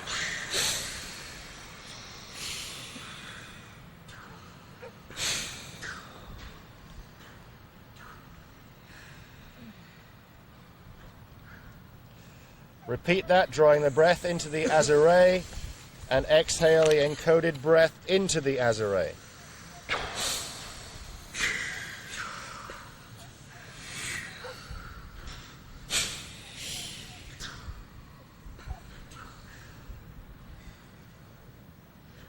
And repeat that into the Rajna in the lower pineal and exhale the encoded breath into the Rajna at the pineal.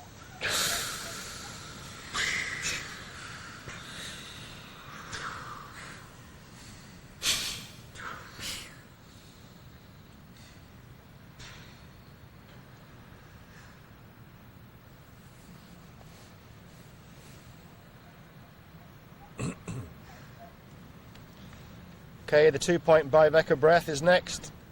Inhale the pale silver emerald green up from earth core, simultaneously drawing gold and silver one down from chakra 14, bringing the two currents together in the Azure. Breathe the frequency out into the Christic seed atom in the Azure on the out breath.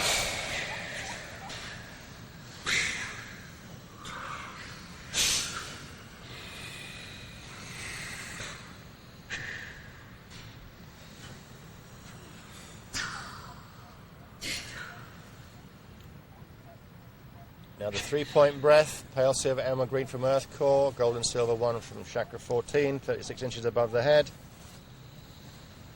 And the heliotalic current, the rainbow and silver, coming in from Signet 6.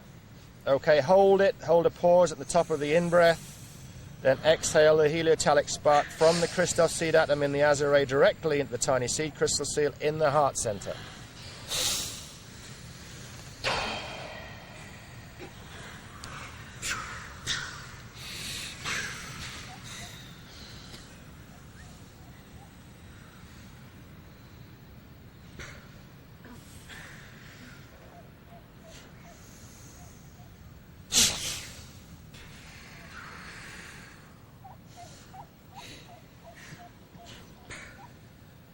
Final inhale of pale silver emerald green frequency up from earth core into the heart chakra. The crystal seal there. Merge it with the heliotalic spark and then forcefully exhale down the arms into the palm, running the currents through the palms and directly into the earth floor.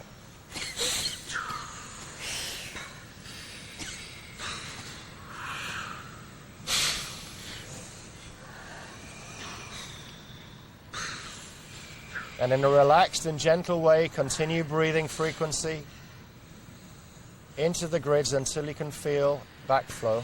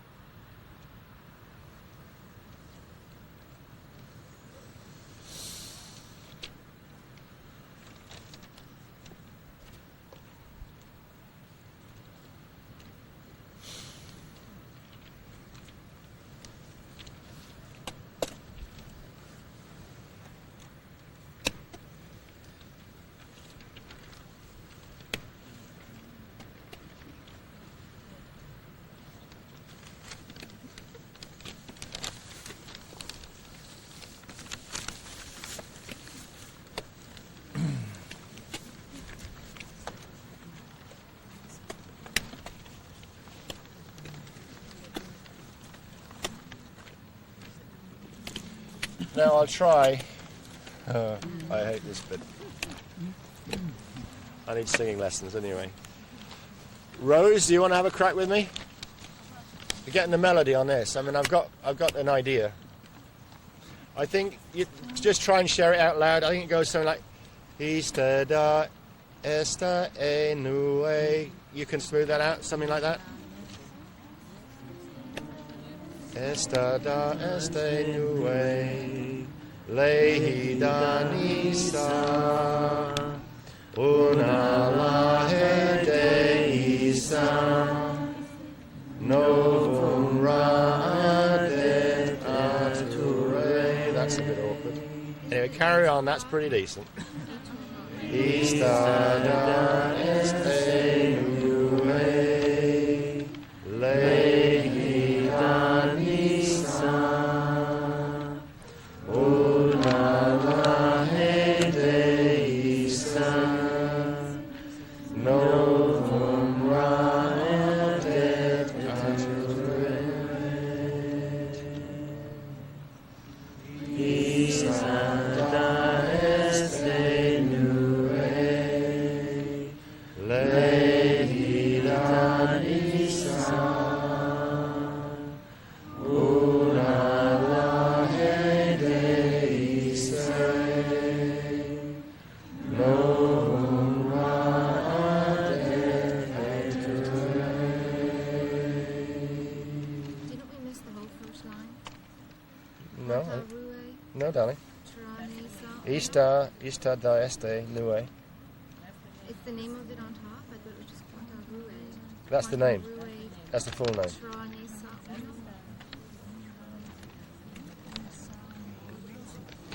It's the quanta. That's the name of it. The quanta rue. All right. The actual tones that we need to do, the 4 lines.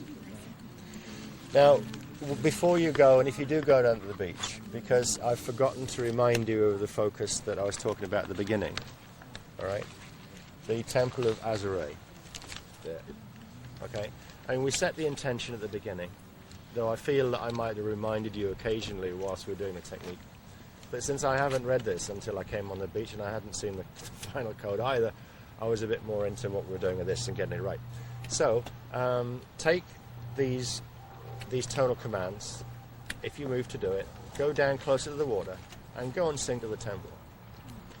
Right. And remember to intend to send the 4 codes that you've induced this morning. Okay. And are we going to meet back up in the meeting? We will then. We'll resume the class. You can break for lunch once you've finished your work down by the sea. Pardon? Lunch is at 1, yeah. We got 15 minutes to go and complete your business and then go to lunch, and we'll see you back in the class at just after 2.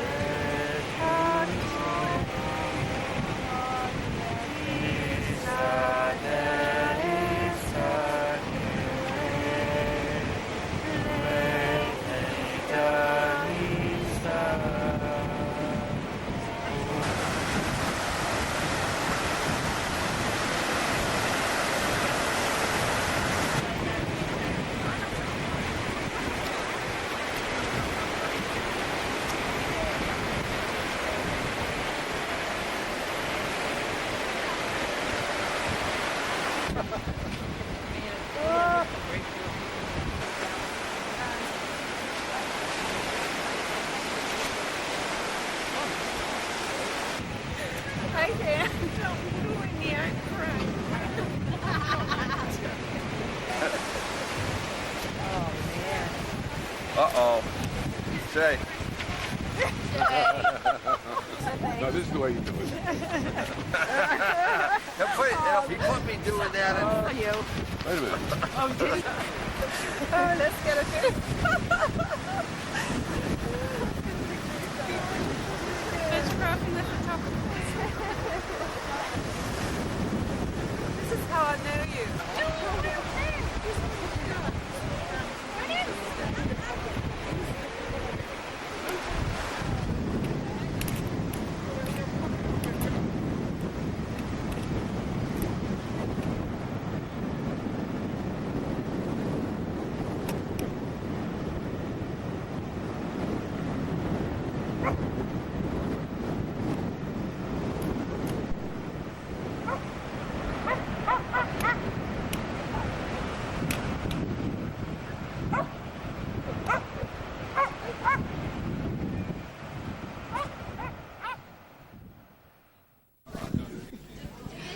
Hello, everybody.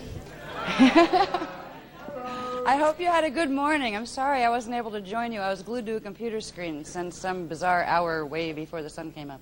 I think I got an hour or two of sleep last night and then got up before dawn, and we've been at it ever since. This is what we call Guardian time, but we do have, I believe, 7 or 8 or 9 more pages for you, and it was worth doing because the information that we want to share with you today that gets into more of what's happening with the drama that's around us, the political drama, the Wisedex, the Wisedrex, all of that stuff. Without the graphs, it's very hard to show relationships of things. The graphs are very good because they visually give you, aha, okay, that's how that relates to that kind of thing. So we were working, some of the old graphs from other periods were reworked to show the new frequencies that are running and where they're running and all of that. And the thing that kept me up most of the night, for some strange reason, was getting the translation on this little guy. Now, you'll notice there was no time to be picky and set type or anything fancy like that. So they're handwritten. These will be handwritten. They'll be cleaned up for once this package is on the product list, but it would have been tomorrow before I got here if we attempted to, to put type on them. So I hope you don't mind. They're not as nice and clean as the first series you have, but at least they're here. Now, this one is the Ark of the Covenant, Golden Fleece, Host, Flame Body. This is what we're building. This is what our fields will look like once we completely activate the codes that go with the rod and the staff. Now, what we were working on today are the beginning of those activations. These activations go quickly, and they go in synchronization with the planetary grids. We have an extra advantage because indigos can hold the activations directly from the ECA grids, and these activations have already taken place in the ECA. Now, when I talk about these activations, I'm talking about the Ark of the Covenant temples that are there. We have Ark 11, which is the Zephardun temple. That is the one that connects to Newgrange here. That is an extremely important temple because it is the one that triggers the running of the 3 pillars of heaven that we showed in the other graphs.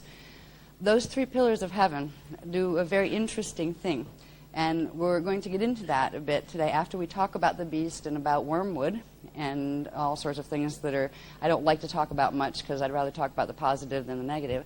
But I found out what the big secret was.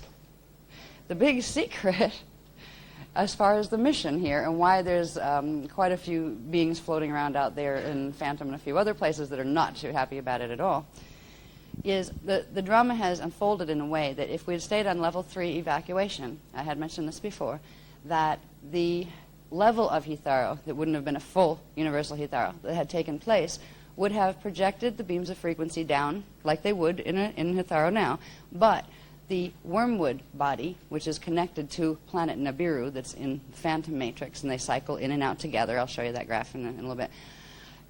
The frequencies of the Hitharo would have hit wormwood as it came up through our dimensional locks, so it would have fragmented it before it came up into our system to cause us any trouble. Now, wormwood is big. It's like a few times bigger than our planet. It's going to cause a problem if it comes up here.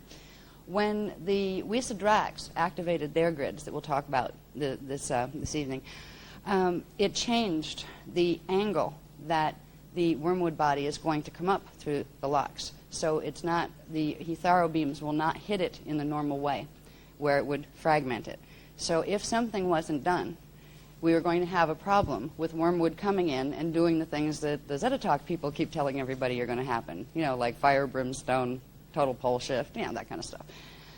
The Guardians won't allow that to happen. They had said that from the beginning, that if it was going to be a problem, that they would, if necessary, override. Now, what we are helping with is actually we're helping to prevent pole shift for a couple of reasons. One, because there's frequencies that are going to be coming in. They're the frequencies of the 3 pillars of heaven that we talked about. One comes down the Parta K main vertical in the Veka, and one comes down the Parta Cum, and one comes down that diagonal axis that is the Eka axis. That temple that transmits those beams is the one that's connected to Newgrange, and it's controlled by the one that's connected to here, to the island of Ai. So the one that's transmitting the beams is Ark 11 temple, and that's the Zephardun temple.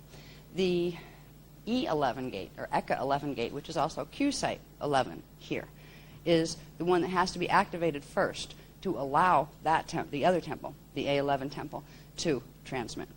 What these beams will do is they are going to go right through the locks. They're going to come down our system and create It's really a healing wave of liquid light, of hydroplasmic liquid light from the Eka level, not just from our D12, but from their D12 and from the Akasha level, that is going to go through the locks, and it's going to intersect with phantom matrix when the blue sword currents come up and all of those things, and it's going to take out wormwood. It's going to reduce it to space dust before it gets up in our system. Now, they avoided doing this before because it's also going to shatter the completely shatter the template of phantom matrix. And they've tried to, as much as possible, help the beings there and get them out on redemption contract, whatever they could. Now, because of the Ark of the Covenant opening, we do have the ability to host matrix them out, which means if they can hold a base 6, not a base 12, but just a base 6, they can be taken out through the Ark gates, and they can be sent to another universe, literally a whole other stairway to heaven set, because here the whole divine blueprint is being reset.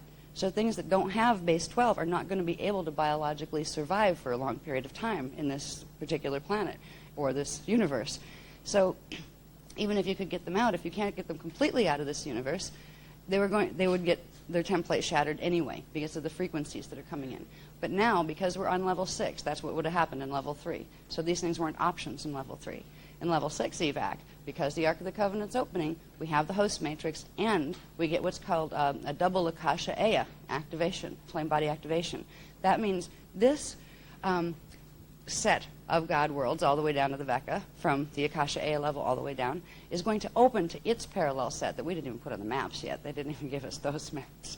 And I don't even want to know right now, but there is a parallel reflection to that whole stairway to heaven that we're a part of.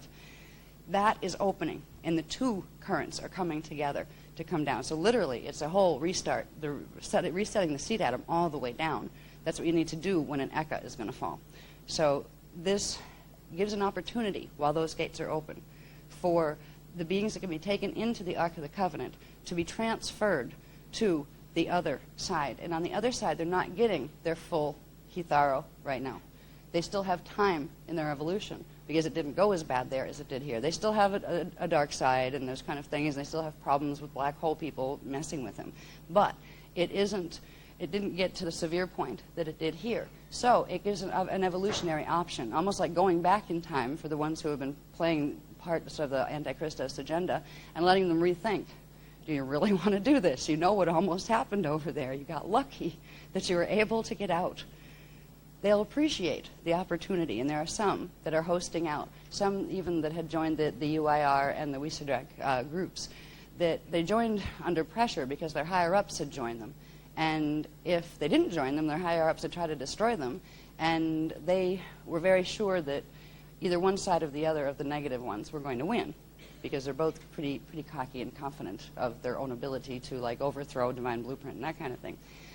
They didn't want to take the chance of trying to hide under Guardian's wings, having the Guardian's wings get clipped, and then they'd have to pay the piper when it came to being a defector from their own sides. Now, because of this option, because now they're realizing Guardians will fly. You know, they don't need wings. They have Merkabahs. You know, so there's a lot of them coming over on host matrixing. So the work that we're doing here is the first product of that is going to be the annihilation of the wormwood body before it comes up into our gates. We still may get some little bits of asteroid things, but it would be nothing like what was supposed to occur if this wasn't being done. This makes both the Wisadraks and especially the UIR Anunnaki Wisadaks very upset. This whole thing, their machine that plugged into Stonehenge, that plugged into, of course, Stonehenge plugs into Newgrange. Even the Wisadraks love this baby because with it, they could actually try to take over the Eka directly. They could have generated enough frequency during this period of activation of the beast that they could have gotten into density 1 in the Eka system and literally taken control of density 1, dimension 1, 2, and 3 there, their first 3 gates. Which means, of course, for them to even go in there, they would have to reverse it first because they wouldn't be able to go into the Eka system right now. They wouldn't be able to go through the gates. If they went through the gates, their templates are run in reverse instead of the natural blueprint. They'd fry. They'd immediately go back to space dust. So they'd have to reverse it first, which means big pole shift, universal pole shift, and that's what they're hoping to achieve. They're not going to achieve that now. Now, the 3 pillars of heaven are going to be activating, and it gives, whether or not we help, it's going to happen. The purpose of indigo is helping. Even if there was only 3 of us left on the planet that could go over and fry ourselves running enough frequency to open the security lock seals. If those seals aren't open, it registers in the Templar as if total crisis motion, let red pulse go through, where they're going to anchor one way or another, whether or not you open the doors for them to anchor through, or whether or not they blast through the doors. If they blast through the doors, you have pole shift, you have all sorts of messy things happen. So what we're doing is fulfilling a contract that we made billions of years ago, many of us. We made literally when we came into the Matrix. We knew that when you're up there, when you come in, you know all about Hitharo and all about things, and we knew we came into a Matrix that had damage. We were coming in as a repair team, and we had made commitments to say, all right, we'll stick around, and when that time comes, whenever it is, we will be there to release the seals as long as it's still salvageable. So as long as the indigo teams and the human teams are alive, the potential for restoration in this matrix remained. We're just finishing a job we started about 250 billion years ago. And it has an advantage for us, too, because of the indigo pattern being able to run the activations with the Eka grids and not have to wait for the Earth grids. We get to create this in our bodies before it would create itself during the Hitharo. Because this, for anything that anchors Divine Blueprint, anything that anchors the Christos seed atom, this is the configuration with the Ark of the Covenant host that your flame body would take on. What we will be able to do, and what anybody who anchors the Christos seed atom, even if you're not indigo, if you are able to anchor that when it comes in the Hitharo, this is what's progressively going to activate and build in your field. It's very interesting because it has more configurations to it than a regular universal level flame body.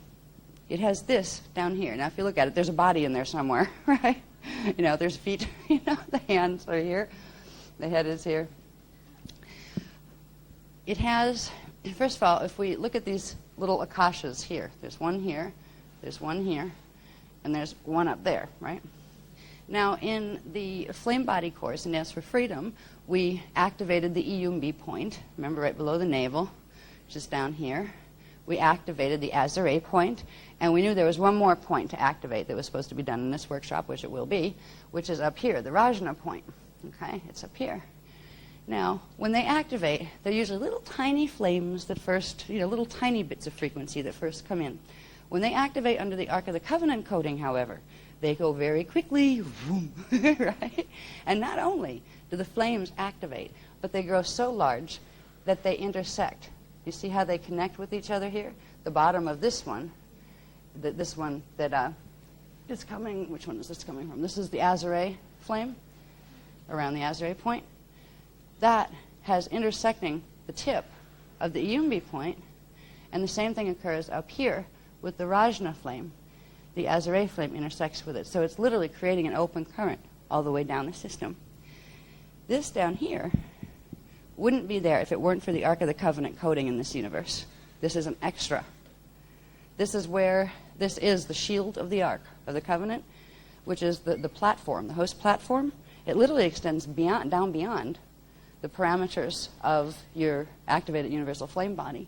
And it creates the buffer field all the way around the flame body, and it circulates the golden fleece frequencies all the way through the whole set of energy systems and physical atomic systems that are contained within the flame body. What's also really exciting about the activation of the temple of Zephardon is that it gives us something back that we haven't had in a long, long time, which were our hands of fire. All right? Now, see these flames? In Cathara healing, we've worked with the interdimensional currents, the triadic phase currents that are combining with the D12 carrier wave, the interdimensional frequencies from this time matrix. These run it from the Eka. The power and healing ability that these flames have once they're activated in the palms is awesome. It gives you back eventually, and there's usually training involved before you get to play with that, the power of direct manifestation and demanifestation.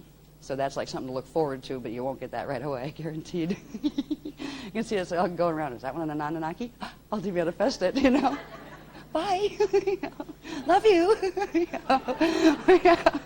We're not allowed to do that. So there would be a lot of training before we would get the full ability to use that power, even if it opens up within us. But there's a trust that's being given here to give this information back and this activation back.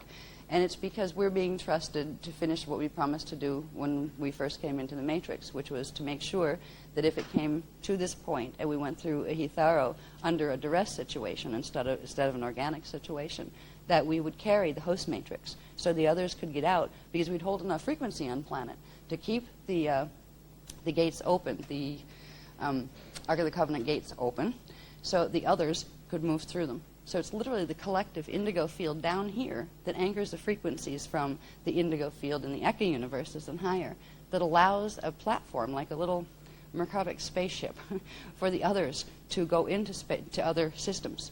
Now, some people will go physically. I imagine at some point between now and 2012, and it may even be this year or next, there's probably going to be some level of official disclosure. We have friends in the skies, yes.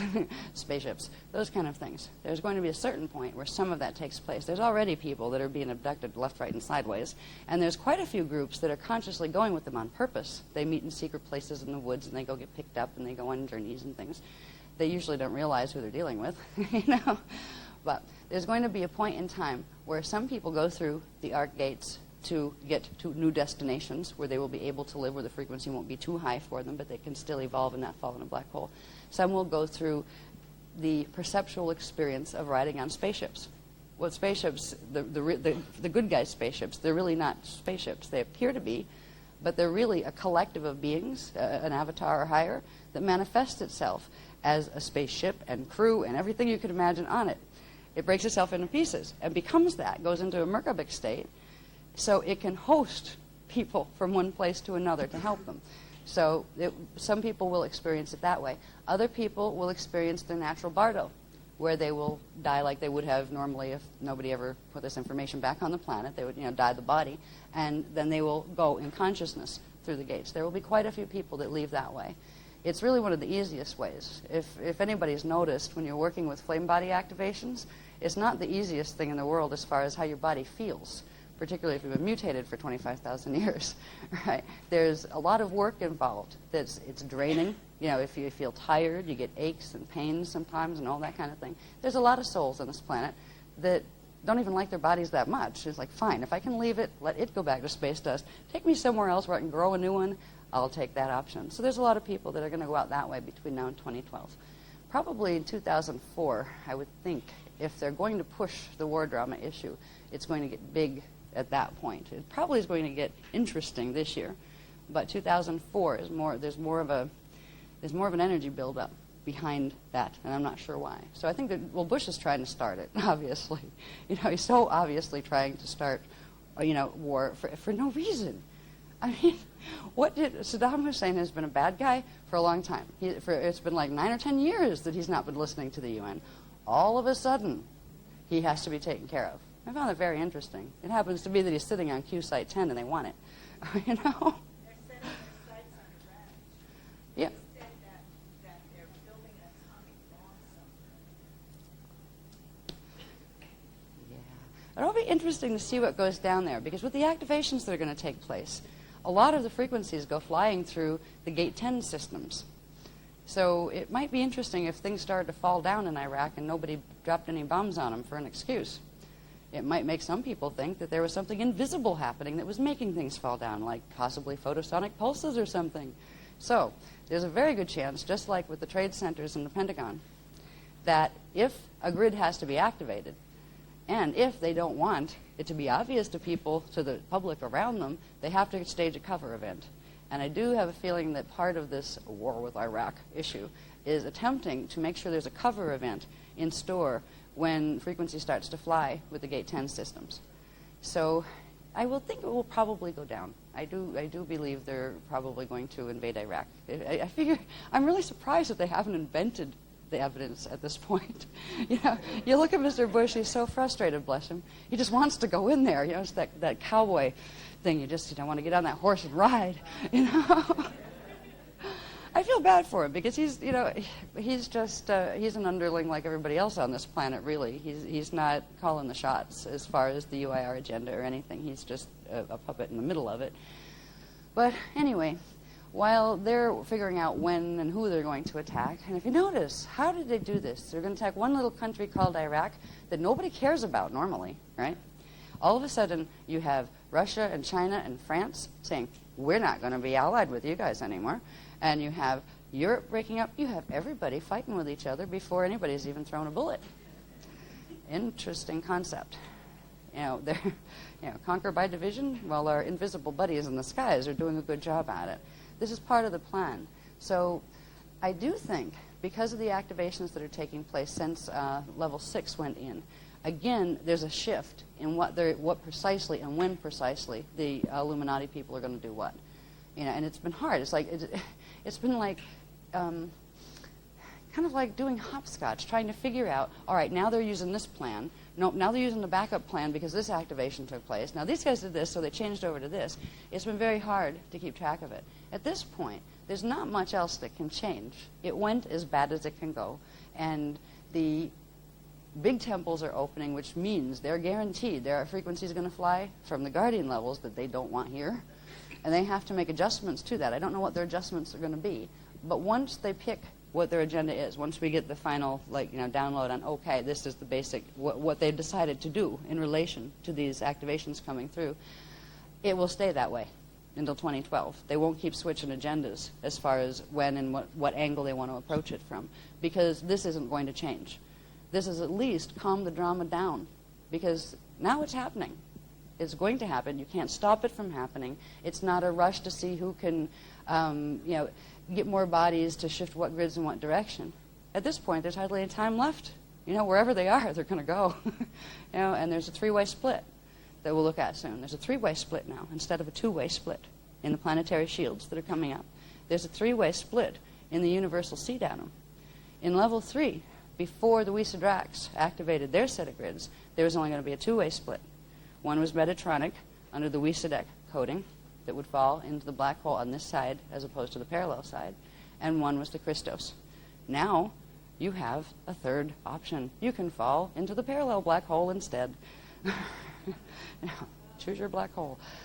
What gets interesting is this means that all of these things that we're assisting and activating here to bring the regenesis of the Christos seed atom back and to get divine blueprint restored and all of that, all of these heavy-duty activations, these are just a third of what's going to be activating.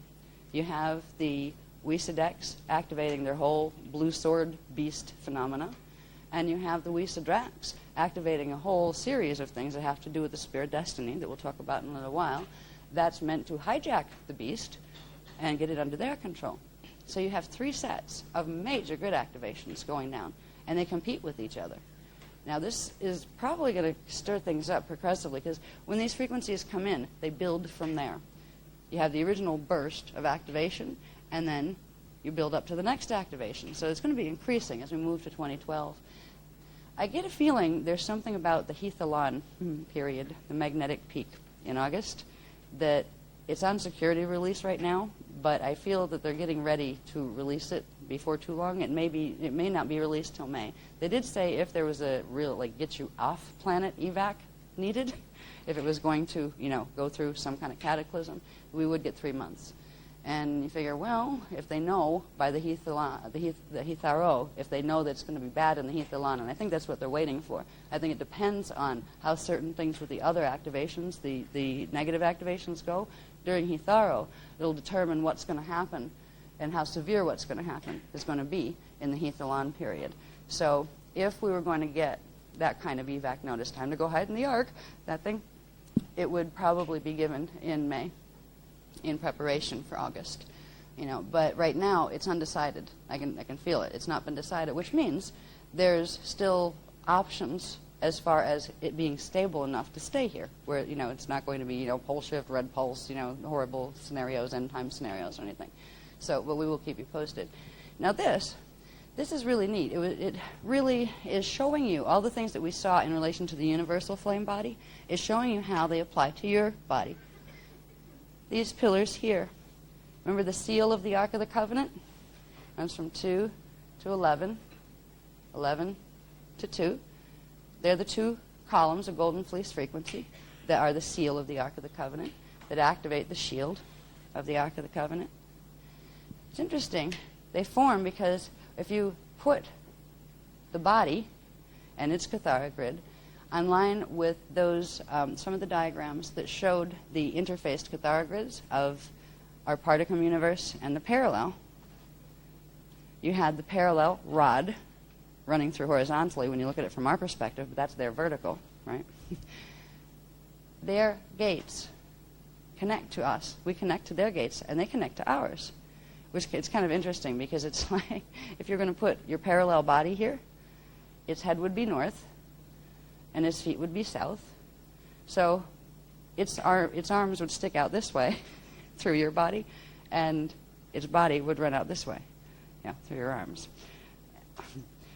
Now, when you do the angular rotation of particle spin that happens when you make the Merkabah shifts that create the flame body, both bodies come into register and open up to each other, and you're one body, but you have a lot more memory. There have been people that I've been meeting for at least 4 years now that because of the activations in the grids that have been taking place, they've been activating these grids for at least 25 years in preparation for this time. But they have had bleed-through. They're getting bleed-through memory from their parallel selves, and some of them are very frightening because parallel Earth did not fare so well in this particular drama. And it's destined to go into complete pole shift, and it's going to fall into the Wysadek black hole. And it's going to do that. It's already on the cycle where it's going down, but it's going to finally go and completely not be in the parallel universe anymore on May 27th. Yeah, that is the final date of parallel Earth fall, which means any parts we might have stuck over there, time to get them out, right? Even if they're just in consciousness form, even if you lost your body and you're still hanging out over there in the grids, time to go. Phantom is going to fall also. That means our shadow bodies have a very limited time to get back into our bodies and healed. And this is where the Arc 11 temple becomes very precious, because it will help us to bring the shadow body in and transmute it very quickly as it comes in. So we still have, if we went through Hithara as we are now, we would lose a huge percentage of our template, because most of us are still carrying some of that 2/3 reversal that's stuck in the shadow body grids. We would lose most of our shadow body energy, and it would require all of us getting hosted out by something just to drag us out of here so we could regenerate our templates through long evolutionary cycles in the bridge zone and those kind of things. Because of the 3 pillars of heaven activating and those frequencies coming in early, before the Hitharo comes, we have the ability to bring our shadow bodies in and heal them very, very rapidly, and to sever the cords of the shadow dancers much more permanently and firmly. It also does something else. We're going through a time now since the Wysadrak grid's activated, where it rapidly expedites the activation of the Metatronic part of our seed atom. We all have a piece of our seed atom that's been Metatronicked. And we wouldn't be able to clear it fast enough. If it was just the blue sword currents that were activating, we would have been able to transmute it with natural, regular flame body activation levels. So by the time we got to Hitharo, it wouldn't have put us in monadic reversal.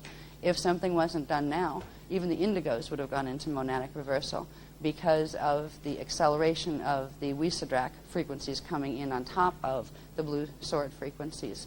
Is rapidly expediting the spin and the accretion of the Metatronic part of the seed atom. People are pulling in lots more frequency than they're supposed to pull in. And if it's reverse frequency and you're trying to transmute it, your system's getting tired out because it just can't keep transmuting it at the level it's coming in, and it keeps increasing. What the activation of these temples in the Earth grids will do is stop that from happening. It will clear. It has enough frequency to not only catch up with the activations and transmute as it goes, but it'll actually expedite the pull. It'll pull more of it in and transmute it really fast. That's how you get your shadow body back faster.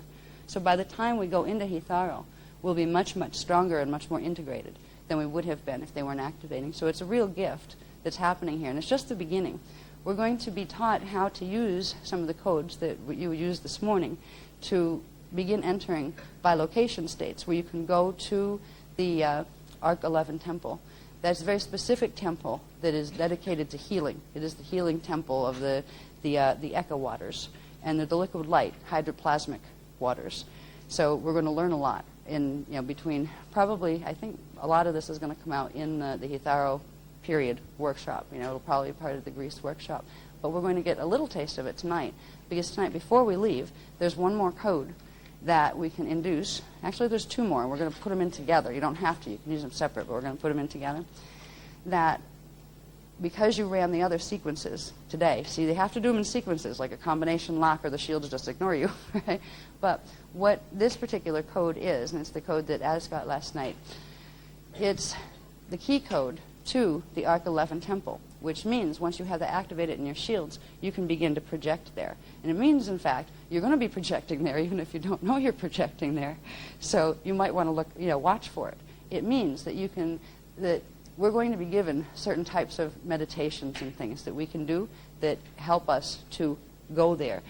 When you put your body in the waters of the healing temple, I've been there and he was there. That's where they took you. I didn't know it, but that's where they took you.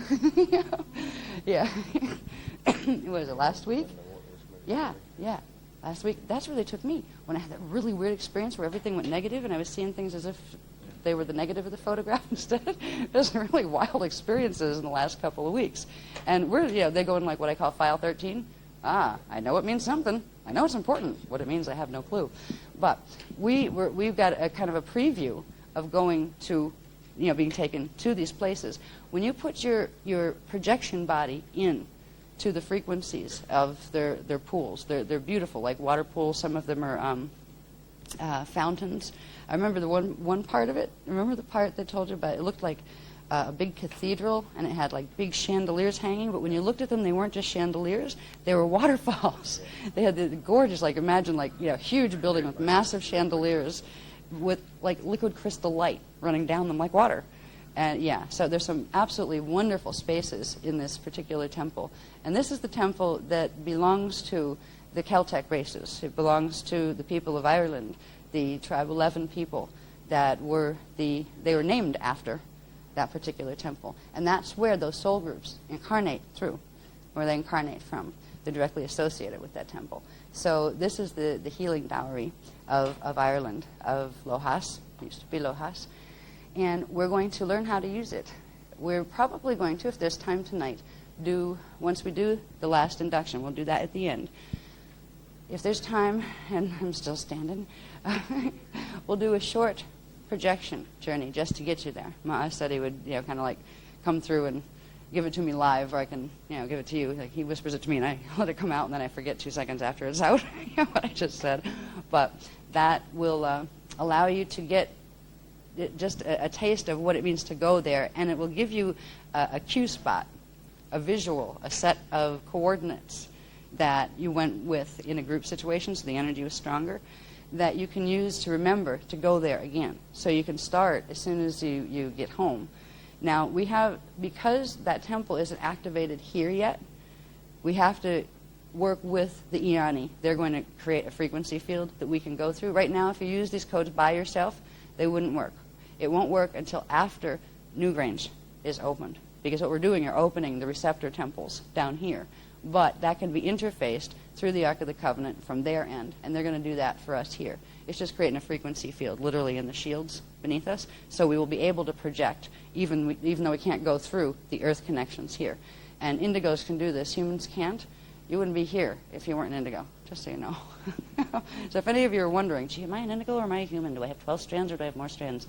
You would not be at this workshop if you weren't an indigo.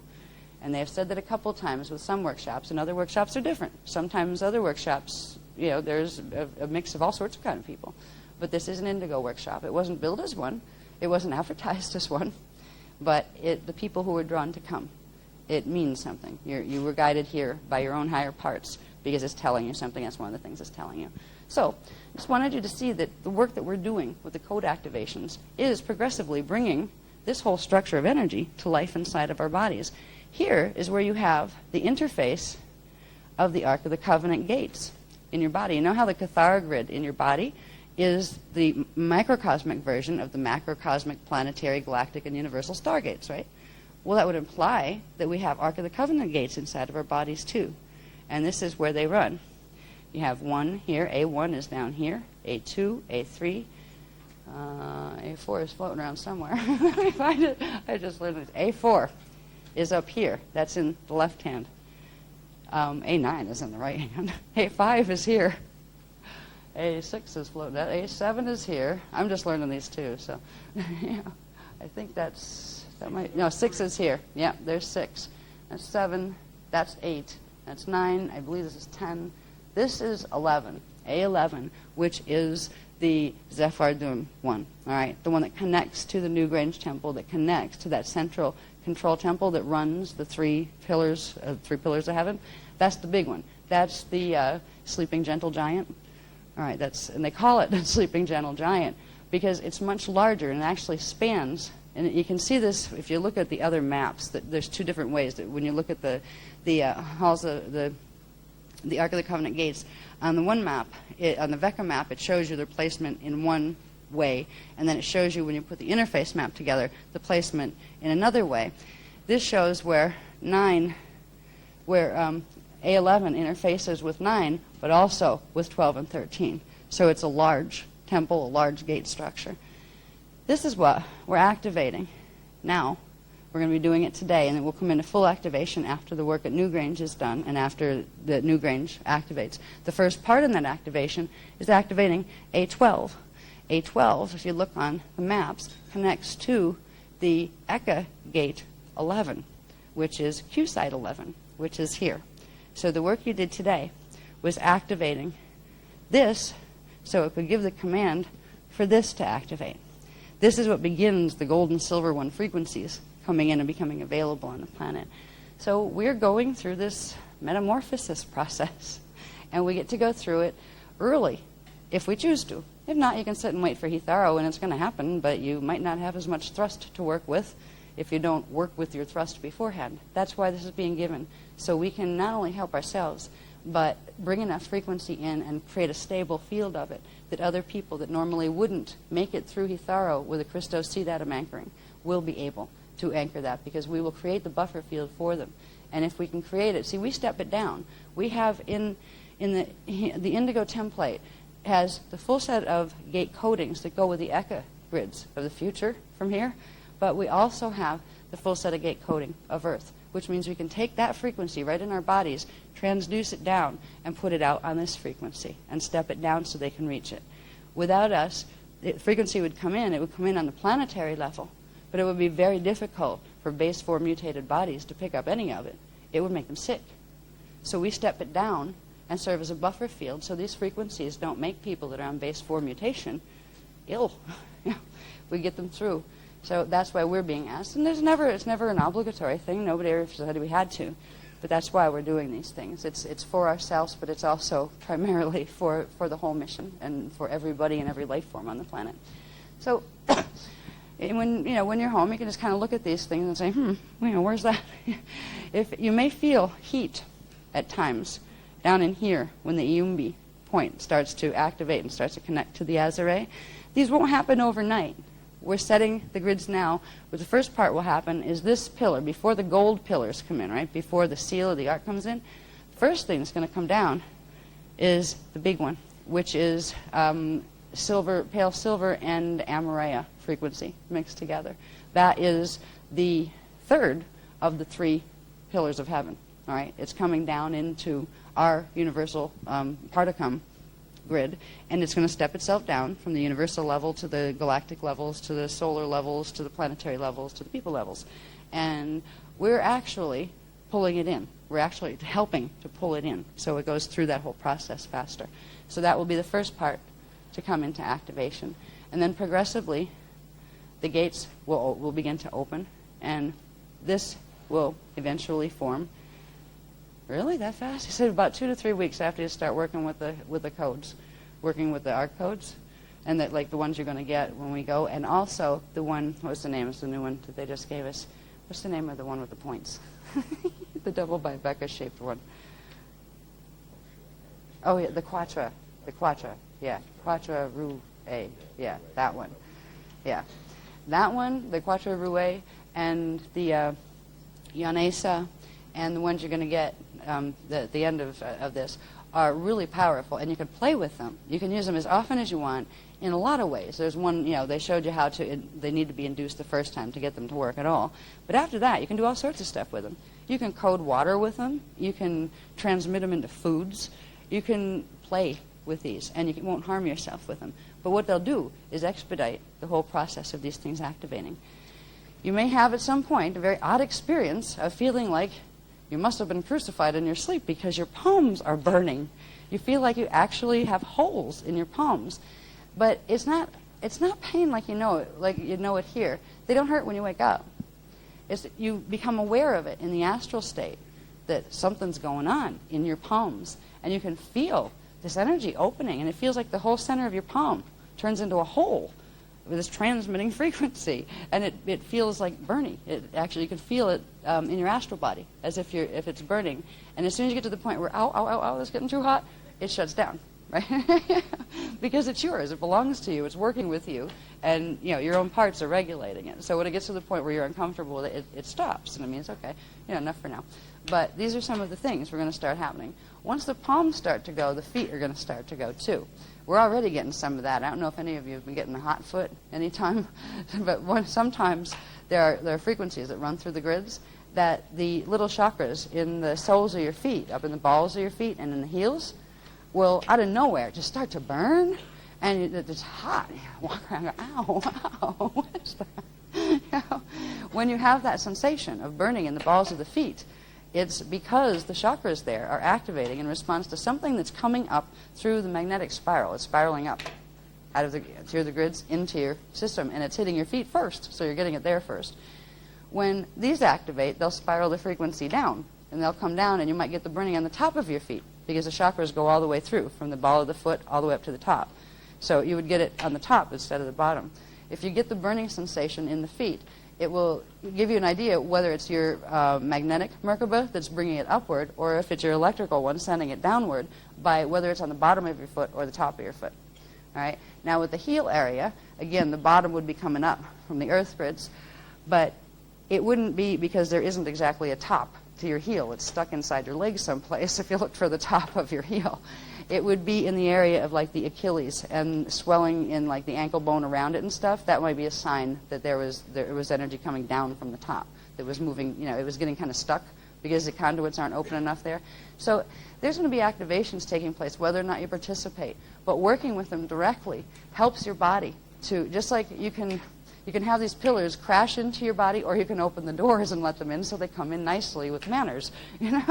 They're going to come in. It's not something we're controlling at all. It's something that the Templar itself, the source created itself, is overriding the whole thing. Even the Yanni aren't making these decisions. Nobody's making the decisions. They're occurring as consequence to a certain level of frequency that was reached here. So it's not, you can't point fingers at anybody. Oh, we're going to blame God. He's going to like zap all the bad guys now because he's sick of it. No, it's not like that at all. This was designed this way. We all knew the consequence and action thing. Action versus equals consequence when we came in. The people that fell into black hole systems, they knew those rules too, and they chose to push them as far as they could. Source allows the rules to be, because Source knows that nothing can ever be lost from itself, and it loves every part of itself, be it units of space dust floating around stuck in the time matrix, because the time matrix is inside Source. So Source doesn't feel it lost anything. It just feels saddened, because the experience of joy, of evolving in the path of joy, of conscious evolution and co-creation, is what Source feels, what every part of itself feels. So when beings feel pain or feel suffering, or find they've done something that completely took away from them the ability to have certain type of experiences of joy, and the sadness that they would carry, Source feels those things. So Source prefers us to be happy and joyful and those kind of things. But what's happening now isn't because God made a decision that enough was enough. The living Templar complex itself made that decision by the rules that were imbued into it when the first creation was set in motion. So it's kind of like something where everybody, like all the way up the stack of the Vekas, the Ekas, the Akasha systems, all of them are saying, oh boy, it's one of those acts of nature that are going down here. What do? Argue with it? No. You just learn to handle it well. That's what we're being given the information for. So we're going to be progressively activating this, either consciously or unconsciously. If we work with it consciously, we'll have this configuration available to switch on during the Hitharo in May, if we start now working with it. If we don't work with the codes, and it's not hard work either, it's just playing with them at this point sometimes. They'll give us some, probably, I would imagine a couple weeks. I feel there's something they're waiting for as far as another level of taking them into faster healing that can work, but it can't work yet because it has to wait for something to activate up in their grids, I think. But we can work with this level of it. And just even what we've done here in the workshop and what you'll go home with will give you the one thing, the key to the strongest healing temples that are available in this universe, which is the ability to go into the Arc 11 temples for healing, to be able to go. And what it's like is I've been taken there, I never knew where it was, and you find yourself, sometimes you go like down into caves, and then like you hold your breath and you go underwater, and you have to swim through these arches that are actually underwater that you can't see in the caves, but they're underwater, and you swim through those, pop up, and you're in like a lake somewhere else. You know, where's that? It wasn't anywhere near where I came from. There's these transition doorways that go from our planet to, literally through they'd be the bars on the Cathara grid, okay, that are the crystal caverns, all right? There are ways that you would be taken through, and sometimes you get tapped on the shoulder, and you're starting to go to sleep. Say, would you like to come with me? And make sure it's a Nayani first. Put up your flame body and say, you still want me to come with you? Because if it's something that's trying to mess with you, your flame body will terrify it, or make it angry and it'll run, cursing perhaps. But when you get in there, it's the most beautiful environment, and if you can get yourself in there consciously, it begins to feel more real than your physical body does here. You have more sensual sensitivities there, and you'll be taken. And sometimes there's education temples too, by the way. There's education sections of this temple, but this one is particularly focused on healing applications. Everything from universes and stars to bodies and plants and things. So when you get in these waters, they're incredible. They act like water, but you don't get wet. It feels like being in water, but it's not heavy. It's hard to describe. I don't think there's anything I could compare it to, what this particular type of antimatter water feels like. It is water. It does move like liquid does. You can pour it. You can splash in it, those kind of things. You can dunk your head under it. But what's really neat is you can actually breathe it as well. Yeah. You can sink down into the tubs. I remember the first time they did this, and I could feel my regular body going into panic. Oh, no, I'm drowning. Right? No, wait a minute. No. Oh, no, I'm not. Okay. Oh, cool. I like this stuff. So there's some really neat experiences when you start projection journeys there. This is giving us a key to be able to access that temple. I guess I was born with that key because ever since I was very small, I was taken to some place that was there that I didn't know where it was. I knew it was somewhere involved with inner earth, but I didn't know where exactly. I didn't know the names of the temples, when I was a child. What was really nice was I had the chance, and it's probably, I think they allowed it then, even though it was very risky, to be taken physically several times. So I would be able to speak with the conviction that I do. Because if it's one thing if you're just going in the astral, you still know that your physical body is still going, nice dream that was. But when you went physically, every cell in your body knows you were there. And hopefully we will all get an opportunity to do that. One of the greatest things that I would like to be able to do someday, before too long, is to take a group of you guys through, and physically, and be like, yeah, here we go. But we got to get there mentally first. When we take it, what we're going to do, it's not just an astral body. We wouldn't be using an astral body in these projections. We're activating in the field the golden fleece frequencies, which will allow us to take an ectoplasmic imprint, which is that D8 trion field ectron units. Just like what's going to happen in Hitharo, where it makes a double, a replica. You can make a replica where your thought and your intention to do so will take a replica of your body, and you can stop it right there and say, okay, I'm going to go on a nice visit to inner earth. Maybe I'd rather have black hair today instead of blonde, right? You can play with your replica if you want to. But the easiest thing to do first is just come as you are. Whatever you're wearing, don't dress formal, don't worry about it. But you learn